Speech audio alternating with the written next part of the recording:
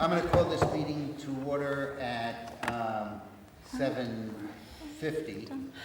The Yankees did score a run, but they are still 3 down. Still Wow. going? Really? Yeah, sorry Go- for all those Red Sox. Go Houston. Yeah.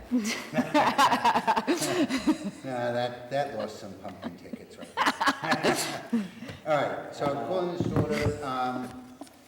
The agenda, the first order of business is on the town hall generator. So is there any discussion, can I have a motion to move the town hall generator? Motion. Stacy, second Lisa. Is there any discussion on that? If not, we can vote. I mean, as long as you're comfortable that we have plenty of locations that can handle a prolonged We were just disaster. talking about it, and I was talking to Tammy, and I was also speaking to Ed about it. We have the 7 schools, all of which have generators. We have, With natural gas. Are they full? Like, they would be able to operate the cafeteria, enough to be And with the heat, gymnasium, and the bathrooms and other things like that. So enough to handle that. The library. And we have the library, we have the Public Works garage that does have gas actually in it, and we have the police station for emergency operations and that, and we have, as I said, the Darien Library. So counting them up with Town Hall, there's 10 locations. My other point that I made jokingly earlier is that the Mathis Center does not have hurricane glass. As such, if wouldn't there's be a here. real big hurricane, there's a potential that glass would shatter. Like in Florida and other hurricane places, all new construction requires hurricane glass. So that you would put into an area that you want to have as a Shelter. shelter.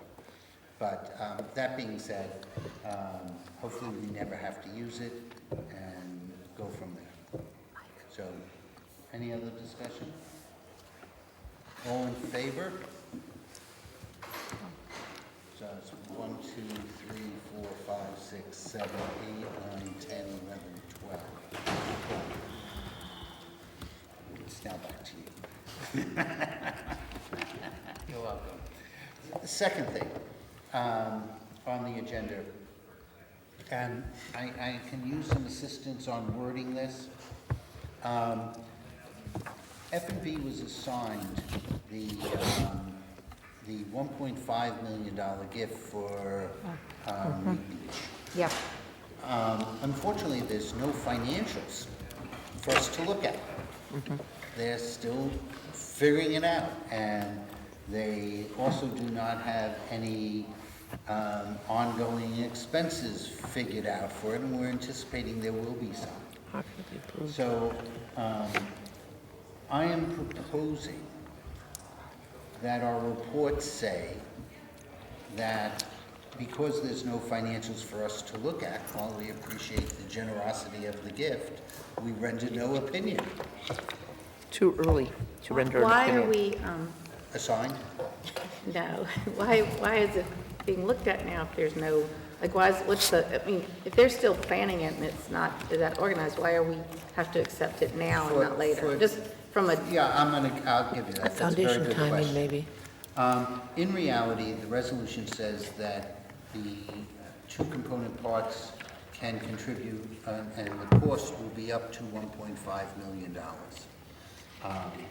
So the concept is since November, the RTM is typically an organization. In December, you have the state of the town that where we would be delaying them proceeding on this work for 2 months if we stalled it to either December or to January. So have them accept the gift, have them come back, and then we'll move from there on to, looking at it. The plan still has not been approved, which is the other good reason, by the Park and Rec Commission yet.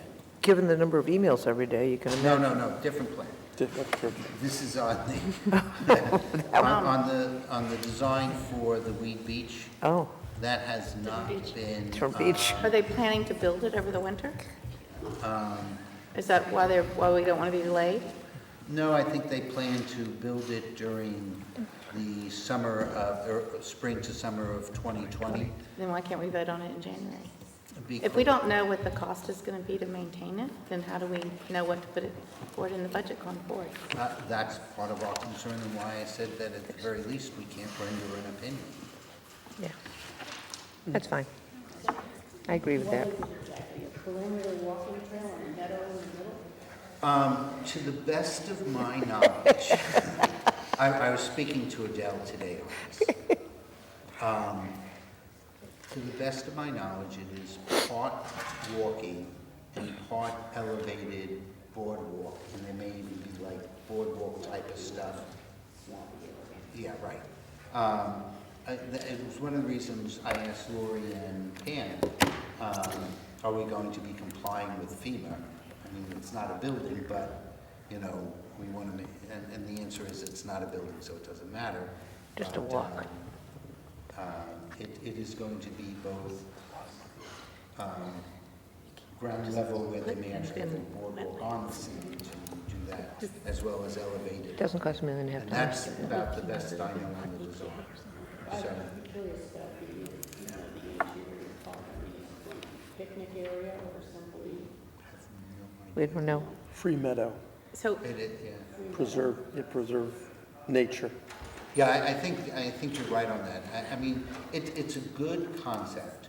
I mean, it's good, overall, it'll be good. There will be some incremental costs. Kate and I had this conversation. I advised Kate, I advised Jen. Kate advised Pam and Lori that this would be most probably our conclusion coming out of this meeting, simply because, We don't have any information. you know, okay, so we've sat around this table a lot and talked about things not budgeted property, things not, having going forward plans, you know, the loosey-goosiness of not things being solid when they come here. So I understand that we obviously can't opine on something we don't have, but can't we just say we don't think it should come to the RTM yet? Or can we not do that? we could do that if the committee votes that way. That's exactly what I would say. As I said, I need some assistance on Well, other than. don't we have to vote to abstain because we don't have enough information? Because Like, No. yeah, what are we allowed to do and what we aren't? But We're allowed to do anything. Whether or not they're going to like it We're is going to call you something else. Donald soon. But, No. no, different, do anything. We do it within the procedures and guidelines of the laws of this town. if they're not building it, which I could, It's actually, it's an interesting situation. The cost, other than the ongoing maintenance, is all being paid for by Yep, the foundation. the athletic and the Darien Foundation. So those two are contributing the capital, the 1.5 capital. well, I think it's, I'm not against the idea at all. I'm just against us voting on it until it's a real plan that we can say, yes, we like your partnership, we like what you're doing, we know what you're doing, we know how it's going to affect the town, and everybody should, I just don't see why it should be voted on at this moment. I think it's probably a great idea, they'll probably come up with a great plan, but it seems they're putting us all in a bad position to have to vote on something we don't really know what it is. So let's word this, because I'd actually like to take your concept and some of the one of not voting and vote on that. Because I have no problem for the committee to report that, number one, we cannot render an opinion on the financial aspects of the plan, because there's no financials. While we believe ultimately that it's a good initiative for the town. Yeah, Thank you. definitely, I'm no, No, this is why I need this help to make sure we understand. Gift, that we are concerned that it is not further along in its development and how We do you prefer, we want to prefer say? to see completed packages delivered to our committee so that we have something to vote on. There's an insufficient level of specificity to come to any kind of conclusion. That covers everything. No, you said it too fast. Insufficient level Of specificity. of specificity. Well, I think To you have to come say to a we have no, conclusion. there's, To, we wait, have no wait, wait, To wait. come to any conclusion. Thank you. Because, And as that, I was saying, There's because no- there was no package. My shorthand has really slipped. well, we don't have an understanding what the financial upkeep is going to be on the town. That's the insufficient Finance, information. yes, Okay, so exactly. basically, can we can be a we little, vote on this? can we be a No. little more specific and say, like, why is it even being put to the RTM? I can even say that there was a question, that the committee questions the timing of this. So I think, so it's, I make a motion to, I'm not, we're No. not, we can make a motion to approve this. Does this committee want to? okay, so that's our first motion. No, I'm asking a question. Does this committee want to suggest that we defer to a date certain? Who? Pending arrival of the data we need. Right, yes, yes. Well, I mean, it could Yes. be December, it could be January. Yes, But if it comes back in January, December, and it's the same, Whenever, no, whenever they with- want to give us the with more information, then we'll be ready to specificity. vote. We'll do the work and we'll vote. yes. Right, I mean, there's insufficient information, we don't know I move that we postpone the vote. what's going to be done. I have Lisa moving, is there a second? Second. Sorry. All those in favor? It's unanimous, okay? I will deliver that message. And I will pass this one out. I apologize for getting everything out but my son moved from Brooklyn to Norwalk. Norwalk, but actually on the water in Norwalk, this last called we're weekend. waiting. And I've been playing with my grandson. For you. So that's why everybody got things late. But I will pass this on to have everybody look at it, and I am welcoming any wordsmithing on this. Okay. So, we are honored to have members of our police department to discuss the grant Perfect. that we are receiving for $451,000. We are also being joined by Public Health and Safety. So we are actually having two different joint meetings in one meeting session, which is kind of nice.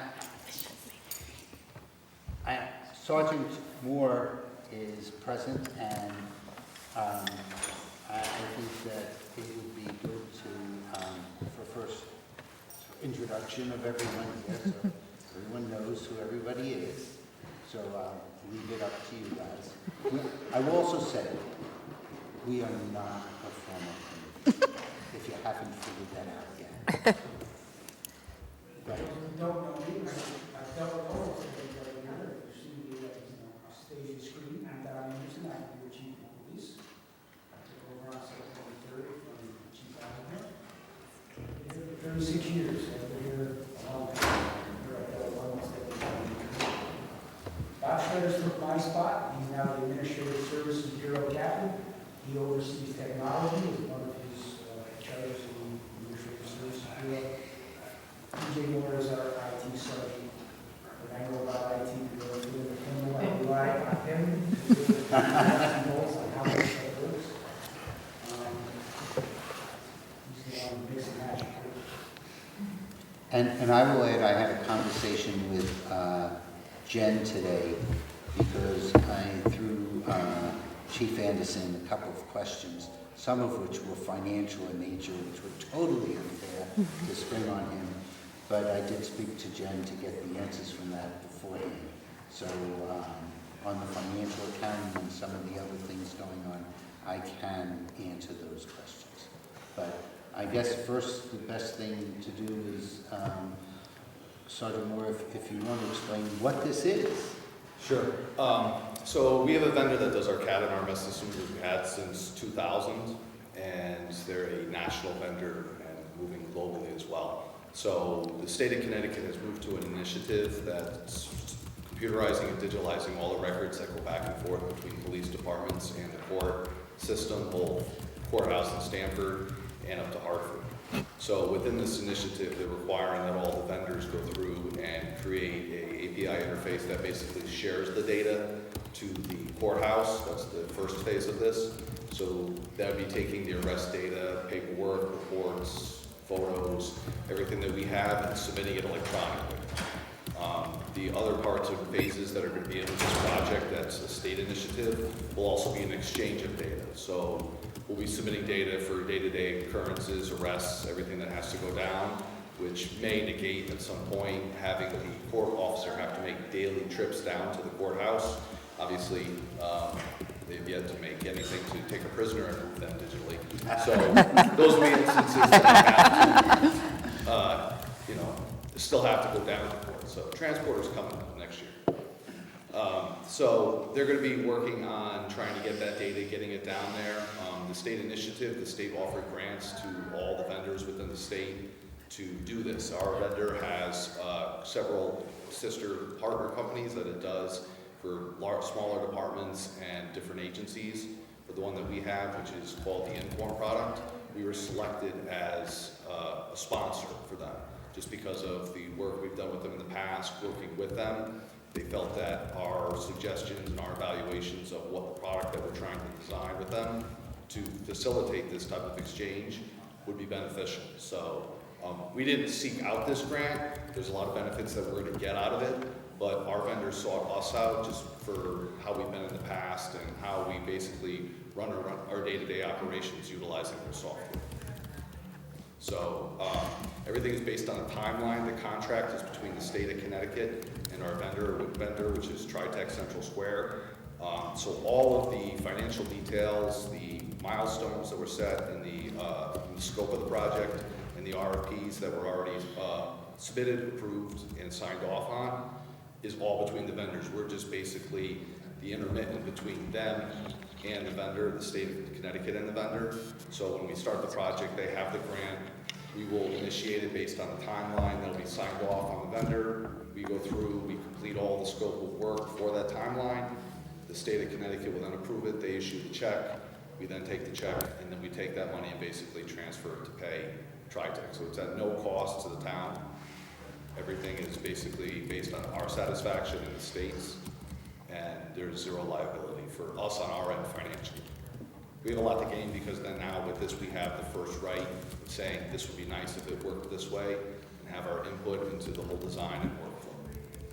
Yeah, I mentioned to Chief Anderson that I think it's speaks highly of the department that the department was chosen, as I would say, as a beta test site, and says that that's high respect from the vendor itself, as well as knowing that we will put it in, the department will put in input and we'll meet deadlines and other things, understanding that this is a software development and there's always a fixed law. But this also did lead to the discounted price we got for the web RMS, Yep. which is an upgrade that we're doing within the current fiscal year that's already started. And part of that was us being able to be the sponsor that helped facilitate getting a reduced price. now, one of the things that we do, I don't know that we know, is that providing this works, there will be some ongoing costs to us, correct? Maintenance of the software, if this is a software system is adopted. Yeah, every year with more modules that you add on, there is an incrementing cost just because you're not just supporting A and B, you're doing A, B, and C now. So, and that happens with everything as well as there is usually an annual increase. Just, that is with anything you have, whether it be your furnace or software you have or anything else. So we already account for that increase, usually the annual increase, but as far as after the first year, it will be minimal. I know we were discussing that at first, but that's the only increase that we will have for after the first year. Yeah, essentially, if we were to not be in this, and the town would be complying with moving its documents electronically, it would be a cost of $450,000 to the town, if I'm not mistaken. Is that correct? There would be a cost. I don't know if that would be a fair estimate to say on that, just because everybody in the state would have to be on it. Every police department by a certain time has to be utilizing this new endeavor that they created with the vendors. So it's just, we're the first out with it, and we get our say in it and the cost. I mean, other people are gonna have to, there's gonna be some financial that they would have to do in order to get that update. And again, they would have to also pay the maintenance on it as well. As far as the other costs, that's a lot of development costs. So they're paying for the development, which is them developing all the software and everything to do the exchanges, validations. So that is paid for by the state, but it's at least, there's gonna be a buy-in at some point that other agencies will probably have to pay. I can't speak for 100% on that, but usually But it there is is. saving us money. We're not. There is something we're saving, yeah. And just to ask, it sounds like y'all get to be involved. Wait. I'm sorry. Martha had her head up, hand Oh, up. I'm sorry, I didn't see her. I'm having a hard time understanding, are there other software vendors that are gonna be developing systems for other departments, or is this particular vendor developing a system in connectivity or whatever the word is with the state that will be utilized by all? Each department, there's a handful of different vendors throughout the whole entire state. So each of those vendors has this grant to them. Every vendor has to do it in order to comply to meet the state requirements for state reporting and being able to do But in business. other words, the software isn't all gonna be the same. I can't say with the other vendors, but at least I know for the other departments within the state that have the various versions of the TriTech Central Square, they will be utilizing that. We'll have to send the data the exact same way to the state. Yeah, there's formats and requirements. It has to be sent. You can't have somebody else do it for us, if that's kind of what you were trying to look for. No, I was just thinking from the perspective of the state, I would think there should be one system for all police departments to submit their data to the That would state. be a wonderful thing if you had a single statewide police reporting. You don't even have a statewide reporting system. Had they developed that probably in the 60s, you would be much better situated than you are now. Every police department did their reports on one standardized form. That at this point, 169 towns, that's not what we have. Yeah, a lot of it's just based on cost, what other departments are able to afford. And then my last question is, and I don't imagine, of course, you want to change software vendors frequently, but does this tie you in long-term with this vendor, or basically marry to this vendor for the next? Doing this endeavor does not tie us in any longer than anything else. I mean, obviously, if you had to say something for a year, it does, because we're agreeing to do this. But we've had many luck with staying with this vendor since 2000, and people have changed vendors a lot, I know, in other departments, and it's usually, grass isn't always greener. So it's fair to say that you like this vendor? Yes. Max, and then I want to go to Iris. Our committee is public health and safety, and we're actually the lead on this, so we're actually going to be bringing to the RTM the finance committee, you're what, second year? Yep. Yeah, we're just talking Right, but that's not, but what I wanted to suggest to you and really asking you is to come on Monday and bring this to Mike the is. RTM, because these kind of questions are going to come up. So it would be helpful if, someone is here. Yeah, just let us know what day, and then, Okay, it'll be 8 o'clock on Monday night, but I'll shoot you an email. Yeah. Iris, you had a question?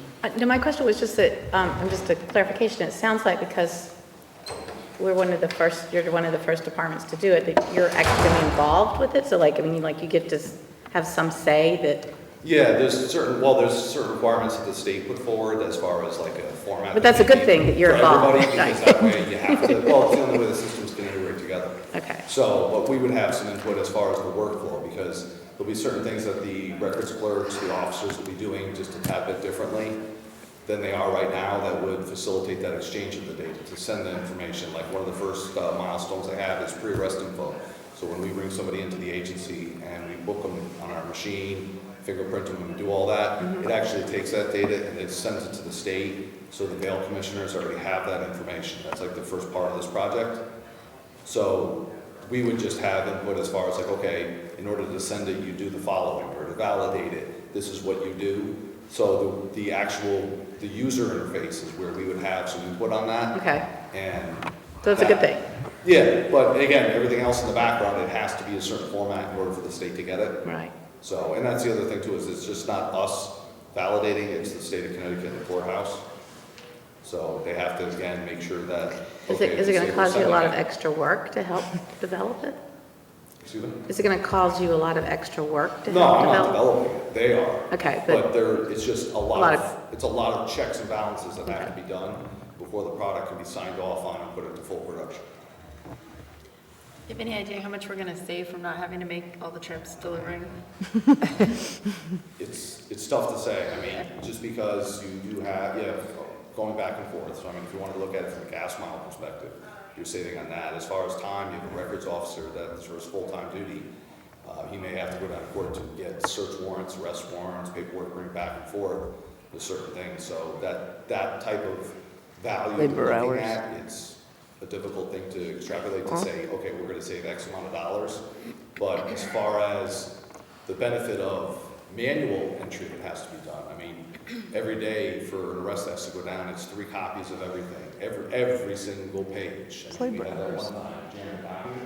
It's labor hours. Still labor hours. We were up to the point where they wanted 6 complete packets of every processing for the rest that they sent down there. On one day, we were up to 4 people in one incident, and the records clerk had to make 1,500 pieces of paper. Because each one's a separate document. That would go away. They would get one electronic copy. You save supplies. They would do what they need to do down in court. So Yeah. just from that perspective, we're trying to get the paperless environment. I thought we would be there by now. We can do it, if not, this is going to be stuff. I print out everything Jack sends me. From a bird's eye view, so I got the tech guys who do what they have to do. But as far as developing this software, TJ knows more about some of the Central Square Tri-Tech product than their own engineers know. He's been with them for so long that he is an invaluable resource in the company. Sometimes I kid him, I think he's working for the company. Check my taxes. He's that top shelf. A little bit, I'll pump him up here. He leveraged over a 50% savings on our web RMS that we had to have by taking on this process. Now, the CISS program, everyone in the state of Connecticut, police agency, will be on this program at some point. They will be. It's going to be a mandate. We're not going to be able to submit paper anywhere. And we are going to be so far ahead of the curve. And we will be able to help develop the software the very end way, which is usually the right way. We're not going to have to jump on somebody else's way of doing things that we don't think is the right way. And exactly why the state of Connecticut cannot pay the vendor directly, I'm not a finance guy. Right? Tom don't get sweaty to go to the burglar alarm or bank alarm or car wreck. My Tom gets a little sweaty coming and talk about finances. Why they can't pay the vendor directly, I'm not sure exactly. That would be easier for us, but that's not. What is Tara's email? We're kind of passing the funds to the county. Her personal? Yeah, I'll send it to you. We need to work together. I think this is definitely a good down. For those who are here, the chief and I had a conversation shortly after the civilian dispatch, where I looked at him and we were talking about the finances that the Board of Finance was requesting. And I did offer our services anytime the police department needs to do anything financial, because I said to him, I want you to be our town's cop, not our town's accountant. Yep. So we are here to help you on anything along this path that you may want. We have some very talented people in both of these committees, that, you know, if you need to do some additional numbers crunching or other things like that, we will make ourselves available to the department. So, Thank you. and then you put up with things anyway. Lois?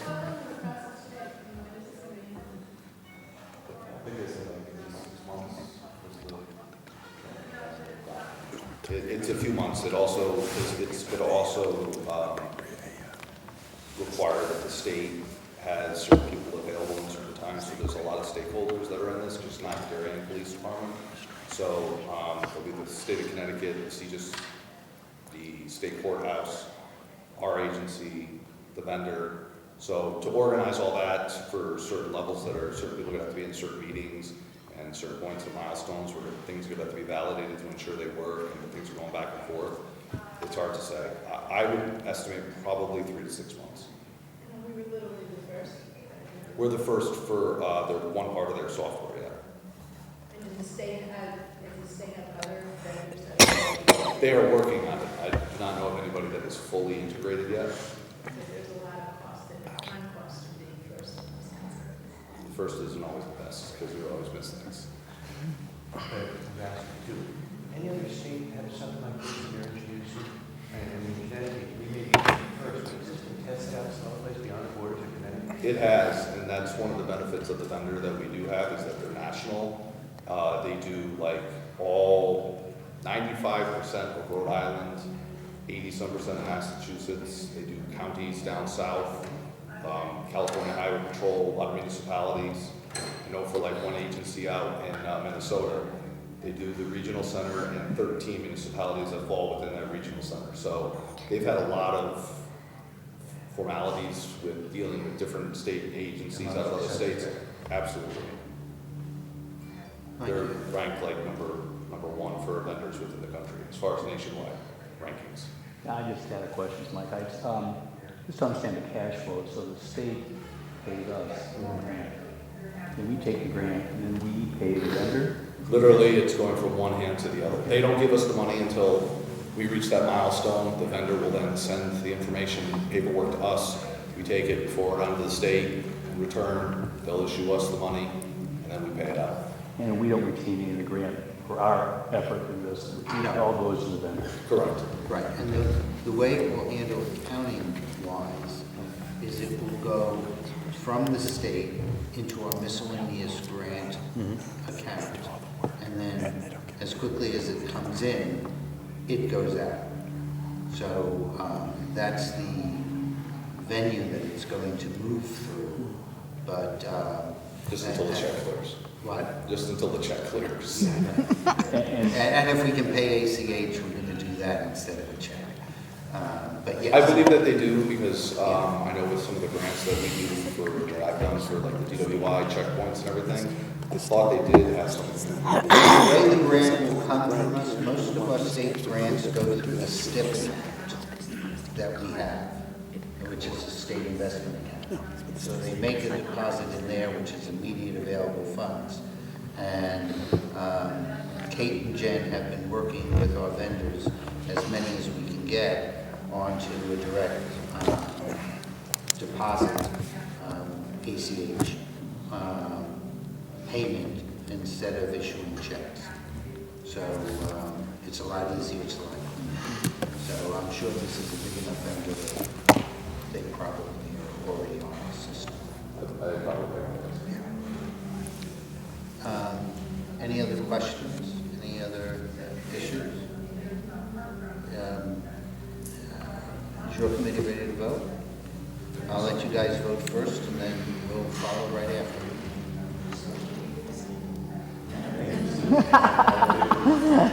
That's funny. Do I have a motion to move? Motion. Stacy? Second. Mike? All in favor? We had Brad join us, by the way, so we're at the same. Thank you, gentlemen, very much. I think that Mac just mentioned that if you do come, I think it would be helpful to be at the RTM meeting Oh, yeah. on Monday, because Yeah. I'm gonna, while we are very good in both of our committees, we're gonna claim the same as Chief Anderson is saying. It would be much better for you to explain Yep. this. One of us are followers. I can use ladies version. The good thing about this software is that they have to prove to me that I can use it.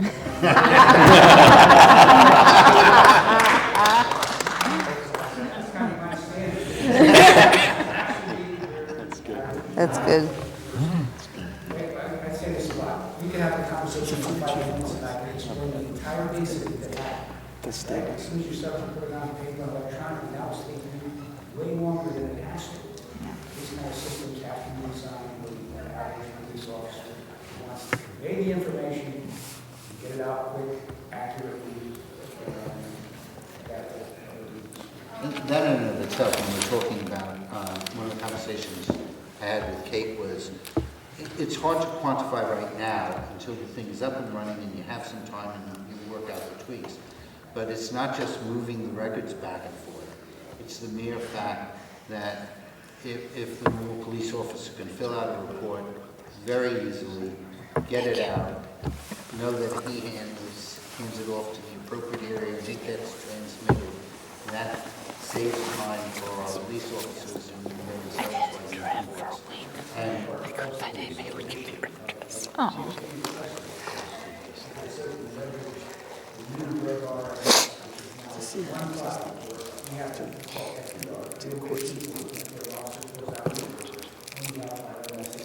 both for the same vendor, but two systems that don't communicate. The new product, the web RMS, is the same two products improved and married into one product, which is going to be quantity forward for us. We're going to be able to design the phones that we want. I don't know, pick a dog bite. You will be able to get that template for a dog joke, and you will fill out the fields that are there, and you'll guarantee that report will be correctly validated. We get it. yeah, this sounds very exciting. Again, commend the department itself for being selected for this. That's great. So, Congratulations. Thank you. Thank you. And by the way, we all look forward to working with you, Chief Anderson. And I'm sure that you've heard this before, but occasionally when we say Captain Anderson, it's because we used Ignore to saying him. it, Just ignore him. Just ignore him. That's right. It's not bad for a kid from Sanford. Thank you. That's awesome. Okay, so the next thing on our agenda, which we're both here all to discuss, are two resolutions that public health and safety is primary on, because our attorney decided we need one thing for the ordinance and one thing for the fees. So, Matt, good luck in figuring out if you're going to move both of them at the same time, or separate. 23 and 24. When did that come up? No. Oh, sorry. Okay, Jack, if I may, the rules committee discussed, and people think the second time it wasn't brought up, that we should split them. Right. And then, of course, I got the memo that there was to be a split because of town council. Did he give you a specific as to why No. he was going to do it? I haven't spoken to him on it, but I believe, and I've been looking at so much paper, I have to recall. I think that the fees themselves are on Schedule D, and the ordinance without the fees, which is driving it, is just in the ordinances. So that's why it was split, because one actually deals with numbers, and the other deals with the conceptual aspect of 1, 2, 3, and then back a while, one of the things that we did, and this goes back to when Karen Almer was the moderator, is we started to take the fees out of our ordinances. The only ones that we cannot do by state law are the P and Z related ones. But part of the reason why we wanted to do that is anytime the Board of Selectmen or any of the departments increased their fee, and it was in the ordinance, we were required then to change the ordinance, and we weren't very good at it. So better to remove them all and put them on a schedule so that you just need, when the Board of Selectmen approves their budget, they are in effect, because they're using new fees, have in effect approved Schedule D, which has the fees there. That's the philosophical answer for it. So, but we can discuss, I personally, when I heard that, I would actually move both of them, report on both of them as one. And unless Wayne... Is there documentation on this? Because I haven't seen anything. You should have gotten, and I think I have it printed someplace in my pile of stuff. I'm looking. There was, the ordinance, I'm looking. I think it was sent out on the revised 23 and 24? stuff from, Finance. Donna sent out a revised document. It's hard for me to see anything about these. Oh, my God. Okay, that's the Board of Finance one.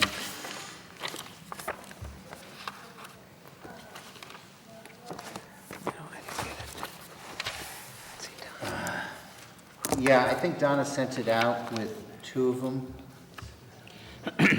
with the additional information for Frank.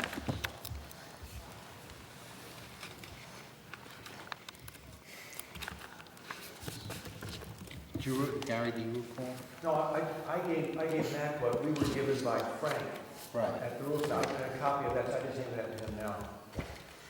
Let me see if I can get online. There's nothing in there about the actual,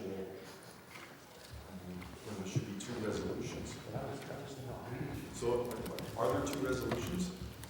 Yes, there is resolution 23 and 24. 1923, consideration and action on amendment to Chapter 5, Section 5.8 of the Darien Code of Ordinances regarding fines and charges. And then there's 19-24, consideration and action on amending Appendix D of the Darien Code of Ordinances, Table of Ordinance Fines. Those are the two. Let me see I if guess my question is, when were these created? This just happened in the last couple of days?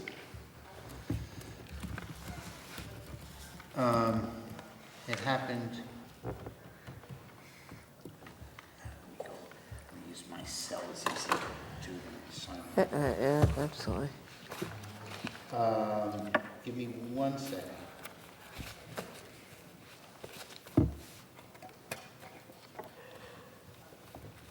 Donna sent something out to us, I haven't heard Yes. from you, Ken? Yeah, that's what I'm trying to get. That's the minutes I from the didn't see who rules she meeting? sent it out to. Was it the minutes from the rules meeting? No, I think I sent to you guys something, forwarded the email from Donna that had the various.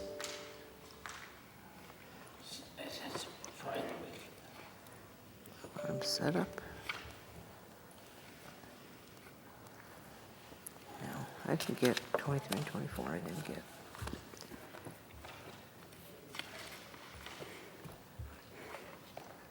I have the alarm. Probably about, I think it was like Wednesday or Thursday. Came from you? Uh, Or came no, from, anything Are you that I- looking for, what are you looking for, Jack? Is came that the from thing? Donna. The resolution? 23 and 24. The 23, 24, She wants there we corrected. go. We never got them.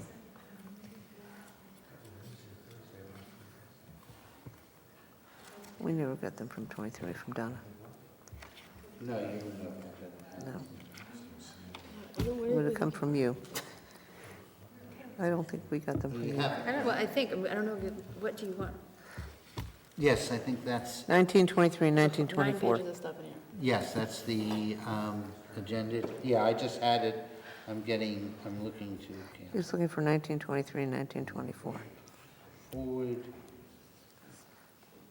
I didn't get it from you, Jeff. include, yes. Mac, what's your email address? I think I have it. It's JMP Okay, JMP, RTM got it. at,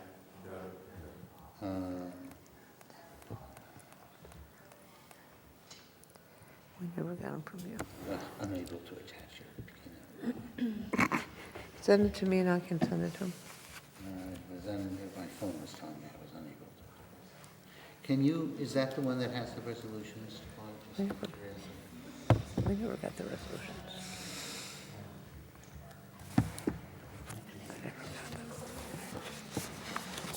Sign on to.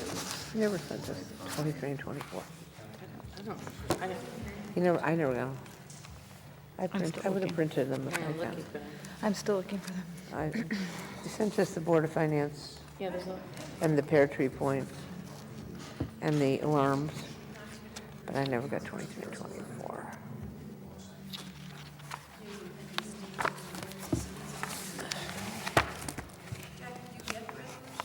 No, Um, no, they're not there. yeah, yeah, and unfortunately, I don't know that I have the resolutions. I just knew what they were from looking at the We warrant. never got them. And the packets were not sent out. No. They were delayed. So the packets went out today.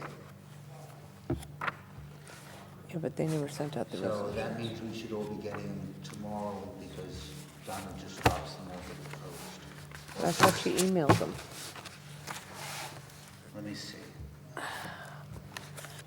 When did- I have 19.8 on the $30 million.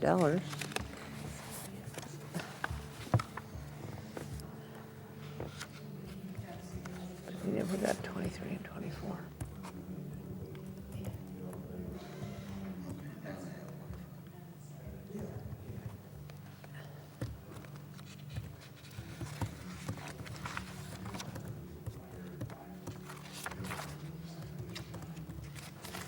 Can't say.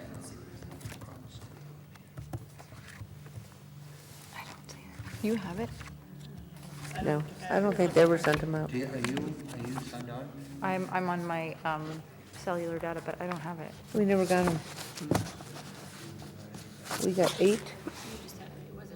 All right, I think those, basically those are the two. I think we can discuss them. Sure. And vote on them personally. What we're going to do is we'll gladly discuss it, but we will be meeting on 7:30 on Monday night, and then that's when we'll vote on it. Okay. I think our committee wants to have something in front of us. Okay. For us, I mean, so why don't we have a conversation? We've been able to pass certain information. Are there questions from any committee on the fees, increase of the fees, discussion on it? I think, Jack, there were questions about, about the repeat offenders. Got a question about how many are we really talking about, the reason for the increase in fees to begin with. I do have that. We didn't get it that way. We got some additional, I thought I passed this on. You I did. apologize if I did not. I got it. We did. you did send You did some pass data that on. on Yeah, the, we got that. We got that. I just saw that. What I found out from Bob Bush was Yeah. they're on Munis, and Munis can only tell the number of Here, Jack. locations. Jack. This is all done. That's what you sent. Yeah, this is all done by, yeah, but I did further analysis. This is all done by You didn't send us a physical. assessed profit. So, as an example, Bless you. if there are Bless you. 10 stores in Good Lives, and at various times 3 different stores had a false alarm, that would register as one location that had 3 false alarms, all right? Because it's all done by the assessed property location. Based upon, for the fiscal year 19, well, I'll give you these numbers. The numbers of bills sent from 2000, from fiscal year 16 to fiscal year 19 increased from 181 to 309. That's what bills sent. The number of billable false alarms went from 186 to over 326, which indicates that certain bills had more than one false alarm on it. The number of customers billed, however, has also increased significantly from 140 to 228. Now, there are some false alarms that are done in our schools and in our government offices. Those are not considered billable. So, and they're not in these numbers. These were excluded. The total number of registered customers, locations with an alarm, was 3,595, which meant that the number of customers who had a false alarm, not the number of bills, but the number of customers, was 6.34%. So 6% of total locations with alarms had a false alarm.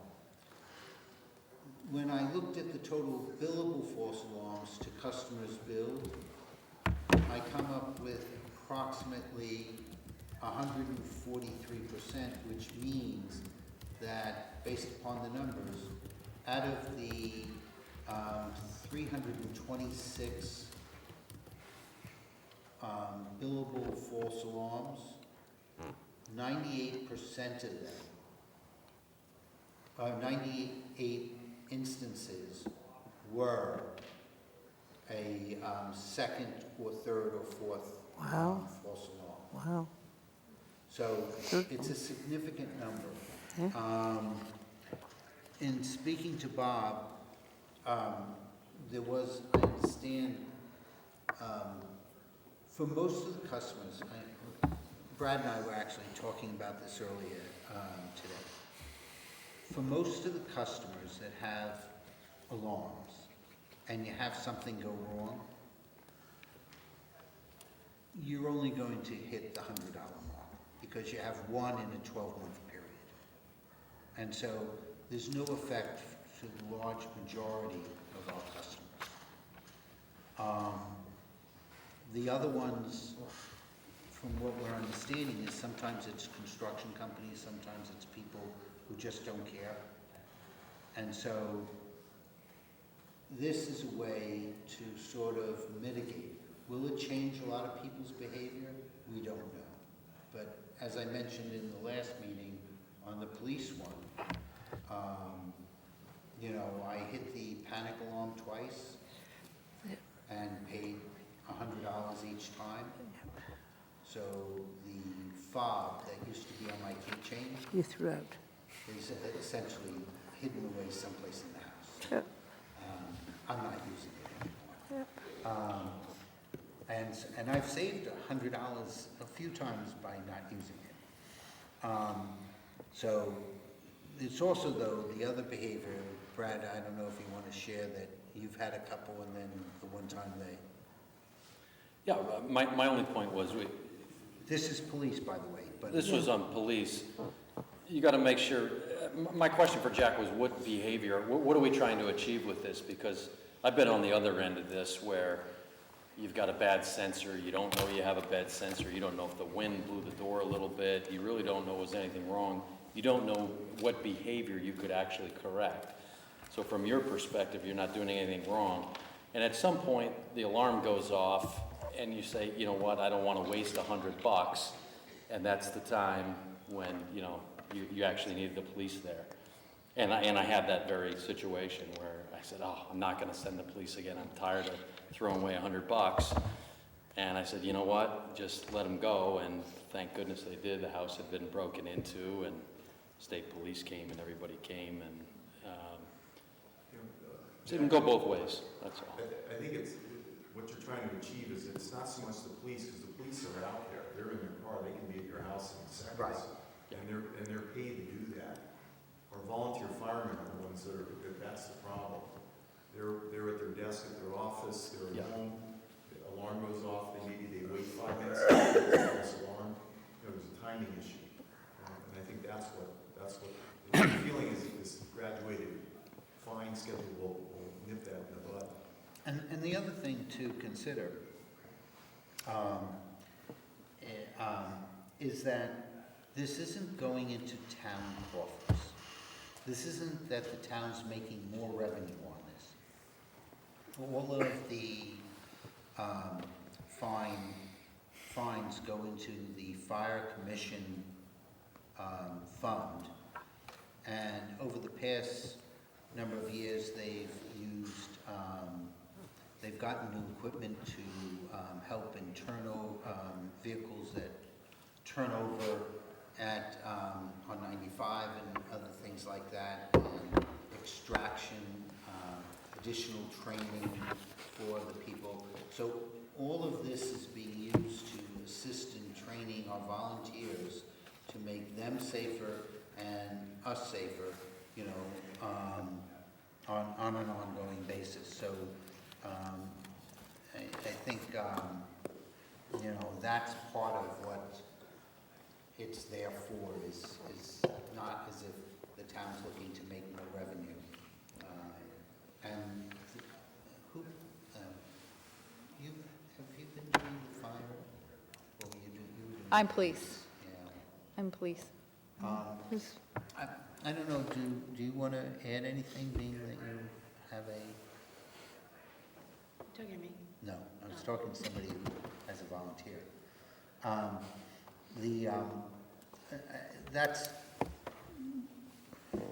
It will assist in aiding our volunteer fire departments do things. And as I said, we're not expecting a true, everybody's going to stop.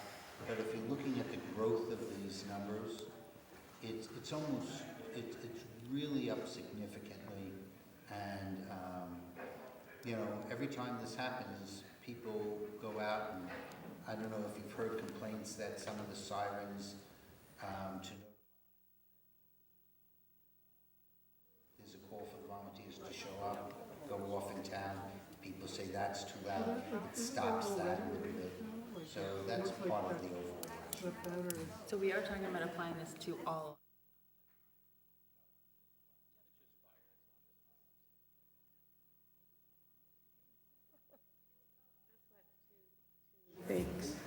I think that it's just fire. No, Jack, we went through this.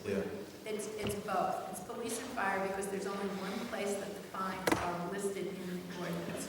So it applies to both, all alarms. Is that what Frank said?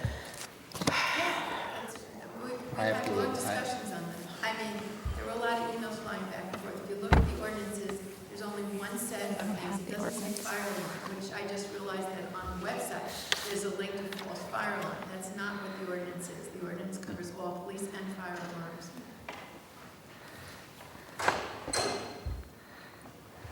I was unaware of that. Yeah, I agree with Brad. I mean, we need to clear that up. So, is it going to cause just more work of non-collection of fines? No, they collect fairly well. Well, there's this little schedule in here that you sent that says it's gone down 8% in the last 4 years. The collection? The collection rate. That could be the collection. And the number of invoices has gone up. That could be just the collection for this year, but typically the fire has been very high on their collection rates. Jack, do you want to see it? Yeah.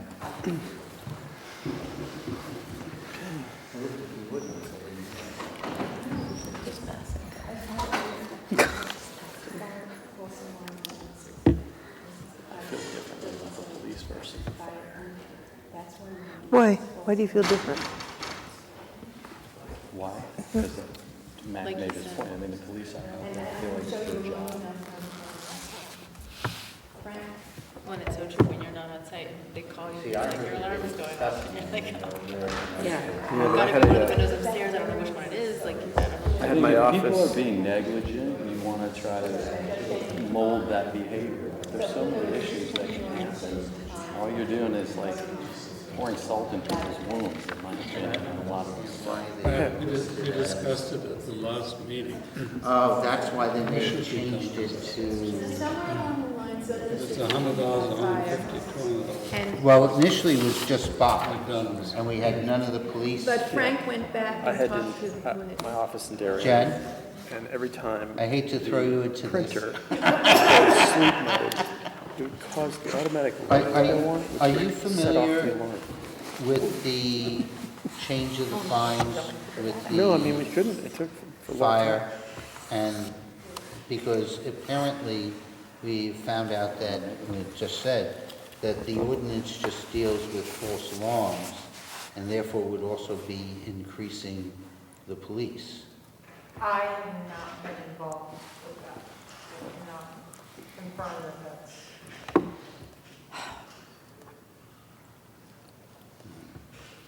I think that we need some clarity on this, Yep. and so I guess There's we're, an email from Frank. there's been about 20 emails on this, so somehow we must have missed one. Chapter 5 addresses both fire and police, same as, so one change to both. Chief Anderson has signed off. We you have my alarm. Okay, that answers that. So that's the clarity that we have there. What did she say? There was a discussion, this came up in the rules, and then there was some miscommunication, and Frank Kemp is in charge of TGS&A. So he wrote back and forth to Seth and on this, and this email was dated October 7th. Yes, indeed, Chapter 5 addresses both fire and police. Same O. One change gets both. Chief Anderson has signed off, and we are good to go. So it is police and fire. Okay. we And if don't you read have- everything, it doesn't specifically, it just says false alarm, all the documentation. Right, and I know they were talking about a section, and then the fees from there. Are we, as a committee, in good enough shape to vote on the change in the ordinance, which is just saying there's now 3 levels? Yeah, we already and talked there's- about it. Yes, Yes. yes, Yeah, yes. But voting for it to both police and fire. Yeah, you Yeah. know, that's not And clarified. That's what the new ordinance is, that's what it's gonna be. It's just about increasing an amount that's already there, and it's just we're trying to prevent false, repeat offenders. Right. And for the normal person who may have, I mean, really only 6% of our customers had a false alarm during the year. That's not saying that we didn't have more that had real alarms. But, you know, we only had 6%, and for the majority of them, they would be hit with the same fine they were hit with previously, because they're only having one. So, any other comments, questions, discussion? I guess the only thing that came to mind about this clarification we have is that prior to the clarification, I thought there was a really fine, a great distinction between the volunteer fire and the police department. And I was all for proceeding with the fire department, no false alarms. I think the same observation with the fire and the police is, though, that I really question whether this is going to have the desired effect on the behavior change in deterring people with false alarms. There'll still be basically false alarms going on, and regardless of whether it's fire or police. And I think, bottom line, if I suspect we're in a position here looking at this 4 years from now, looking back, we're still going to see the same number of false alarms. It won't be the desired behavior change. I'm just guessing on this. And consequently, the effect will be that there'll be more monies going into these funds for the police and fire departments and for their special purposes. It's not a revenue-raising concept to the town, but it does benefit the 2 departments. So I'm just saying that I was okay, certainly with the fire department, for the special demands that it takes and puts on the volunteers. But I guess my concern about the desired behavior change, I'm not going to sit here and say, I expect this to achieve a behavior change. It won't, I just don't think it's going to happen. The same people who have multiple false alarms will still be having multiple false alarms, I agree. regardless of whether it's $100 or $250. So I agree. I'm not going to support it, Jack. Okay. I'm not going to support it. I don't think you get the desired behavioral change, and I think all you're doing is, you know, people have mishaps, and you're going to charge them more money. And I think it's insulting at some level, honestly. Well, and not to mention, it might actually discourage. And it could actually flip it the other way, so I wouldn't support it. yeah. If it was fire, I think it would make sense, but the issue about security, police, protection, I assume there's a public policy of encouraging people to have security alarms for the police to curb break-ins. Why did they decide to put them together? What was the rationale? Construction, just sawdust. No, I know They're going that. to turn off the thing. Yep, you're doing, yeah. The hard part is we're the Finance and Budget Committee, right? Right. We're supposed to be voting on financials of this. Yeah, we're only voting on the financials. Lisa, you had a comment? I just- Yeah, no, I understand. But the chief did sign off on this. Yes. And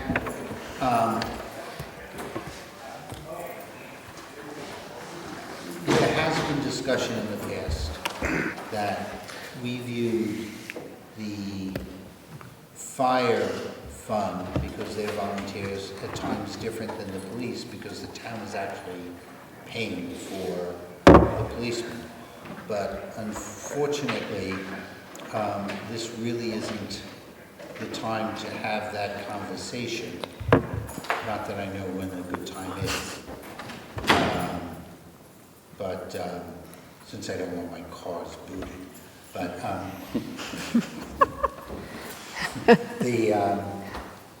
the fact is that we're still going to move, and then whatever the vote is, and then I will present both a majority and a minority opinion, whatever the majority and minority ends up being. Okay? Again, this is... Two resolutions, is that right? Yes. So one is basically just taking the fines out of the ordinance, that's the first resolution? Well, no, the first resolution is taking the fine out and stating that there is now 3 levels of fines. There is a process for appealing the fines,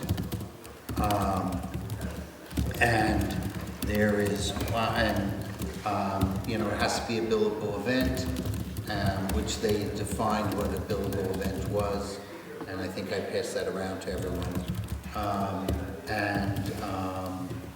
Then the second resolution is what those 3 levels are, which is 100, 150, and what is the last one? 250. And it's 250 thereafter. So let's first vote on the first one. So do I have a motion on...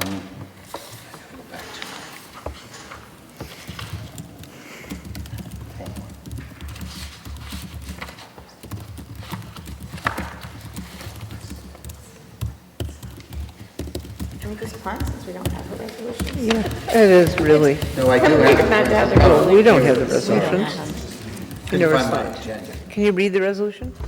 I can't read the full resolution. There's an appeal process though, right? So Absolutely is. So say you're the person who's been on it 4 times, you can prove that it was whatever, right? Okay, well, that should cover anybody during constant having mishaps. Yes, there is, for both of these, there are appeal processes. Yeah, which is good. And on one of them, I considered it, and then I thought of my position, and I said, I'm not doing that. I'll just pay that $100. Is your So- public figure? Then, Damn it, would have gone. no, I still would have paid the $250 and complained. No, I would have paid the $250.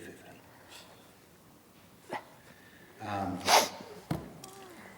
So, I have had 3 police false alarms, just not all in 1 year. All from the dog? One was from the dog. And, you know, my response is the same as really what Brad is that when you have it, you can't tell them no and send somebody over to your house to make sure that nobody's breaking in, which puts that person in an unsafe position to then call the police. So you just send them over, and the dog decided to knock something out of one of the cabinets and set off the smash alarm. So by increasing the schedule of fees, you're discouraging residents who are away from their homes from sending police. So from like a community wealth perspective, like it's more No, I damaging. sent the police. I sent Some the people, but I'm police. saying. She's saying if you increase you're the- not able to afford that increase in the price, like you might say, well, no, and you're gonna take the chance, and we're gonna lose more as a community, I think, with this new resolution. Well, the other solution that I said jokingly is just break one of your cellar windows, and that way they can always see that it's a broken window, and you don't do that. Oh, God. That makes I'm it joking. worthwhile. But, okay, do I have, I did send out the ordinance. No. No, I sent out the change to the ordinance, that I did do. Because that went out with Frank. September 16th. Yes. So, that enumerated the changes that we covered in our September 16th meeting. Do I have somebody to move? I'm going to give you the right resolution number. 19-23, consideration and action on amending of Chapter 5, Section 5.8, Darien's Code of Ordinances regarding fines and charges. And at this time, we are dealing with both police and fire. Do I have somebody moving? So moved. Okay, James, Bill, second. All those in favor?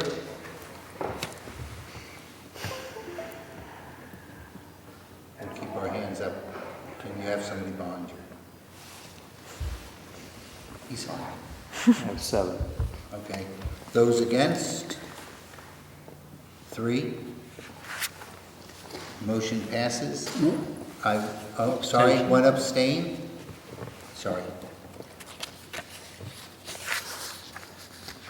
There's, now the motion is for the 3 fees, 19-24, consideration action on amending Appendix D of the Darien Code of Ordinances, Table of Ordinance Fines, which would be 100, 150, 250. Do I have a motion to move it? So moved. James, Bill, all in favor?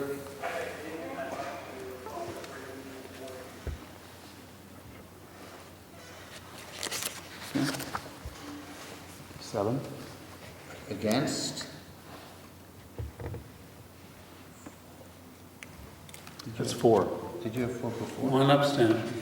And one Okay, abstention. 4-1. Yeah, no. 3 and 1. I had the same vote for both. Okay. 7, 3, and 1. No, I was going to get, sorry, I was going to get to the abstention. I just want to make sure we had the same votes for both. Doesn't matter now. So I have 7, 3, and 1. Okay, so that takes care of that. I will be providing in our report a minority opinion.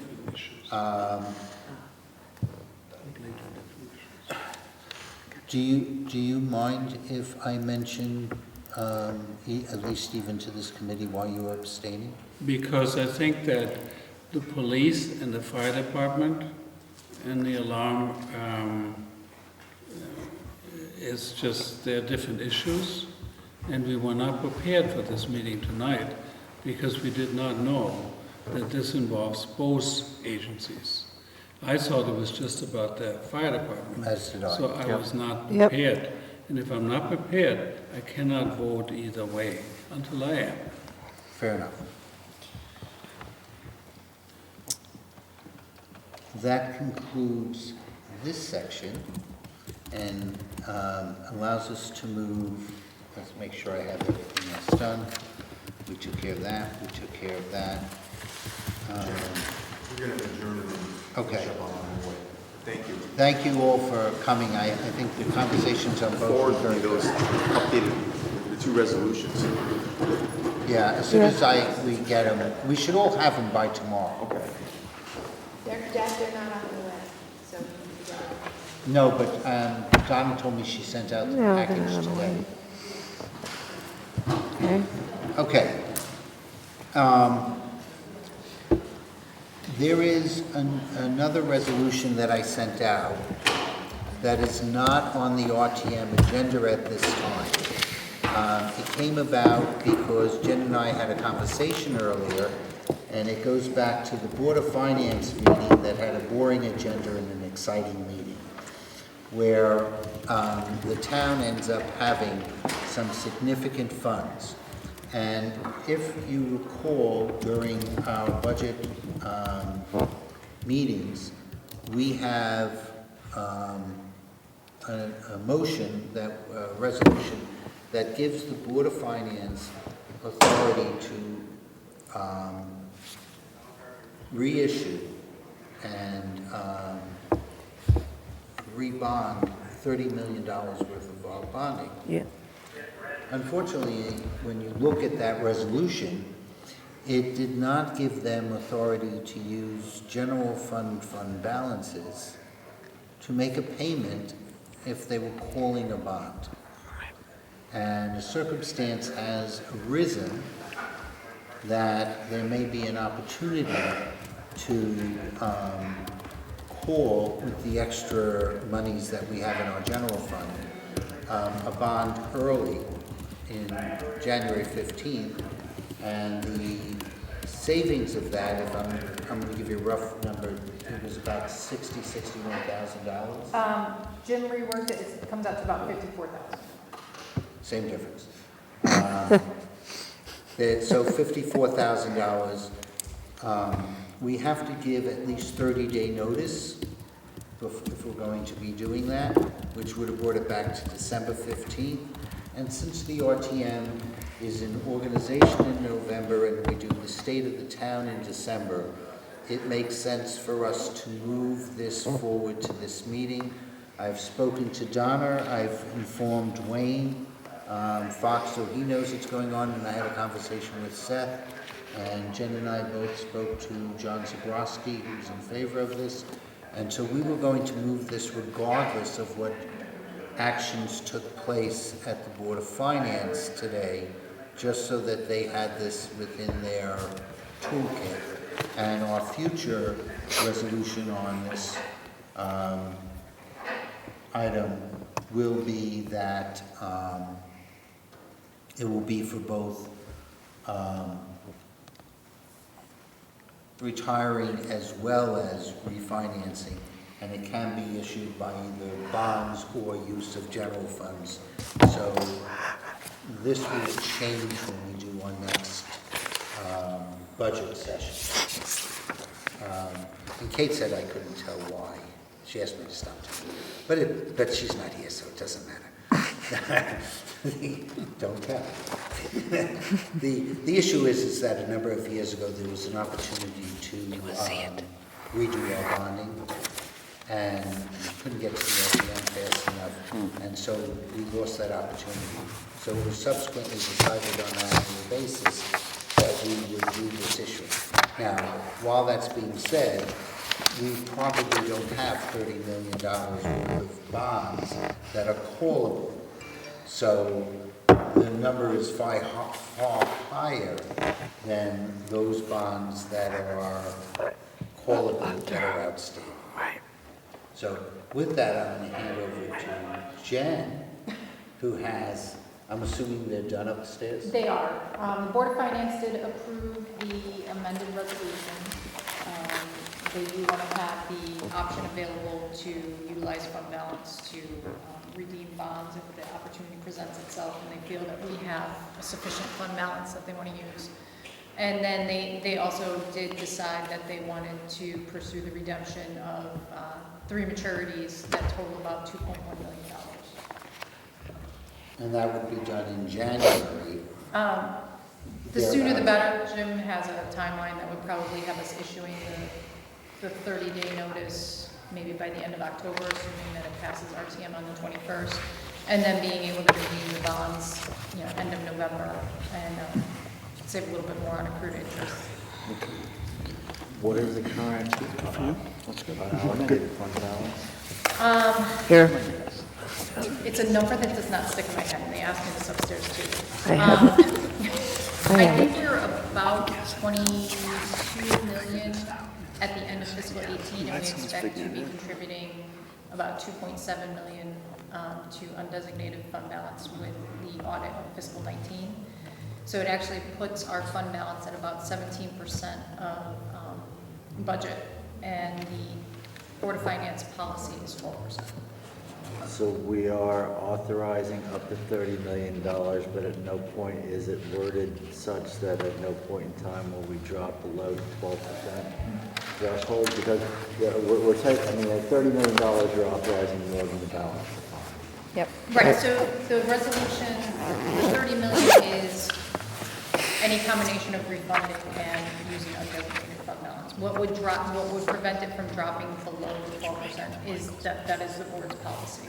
And so they would be violating their policy if they were to say, 10 million is callable, let's use 10 million of fund balance. It would drop them below the 12%. So their policy would be the preventive measure on that.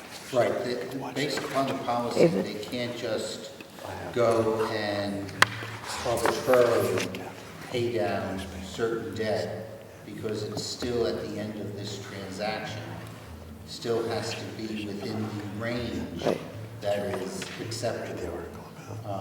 What I would expect is that during the creation of next year's budget, at the, I'm trying to use the right word, at the discretion of the Board of Finance, they might be utilizing some of our fund balance to make certain capital investments, purchases, whatever, because even the use of fund balance was specific in how they could use it. Right. So it's not as if they can go out and buy airplanes and, just bring down operating expenses. It is solely for... And additional discussion on it there's a couple things. What even got the discussion started on this is we have one bond, it's a 4% coupon. And so Jim looked at it as we could let the money sit in our bank accounts, or we could pay that off and avoid the 4% interest on it, which is going to be worth more to us than having it sit in our investment accounts. And then that was about a $1.4 million. The other two are each $365,000, and they're 2% coupons. But in talking through, this is kind of new ground for them, so in talking through what the process would be, because they are moving up principal payments that would have been in next year's budget, they can have the discussion at budget time of whether or not they want to.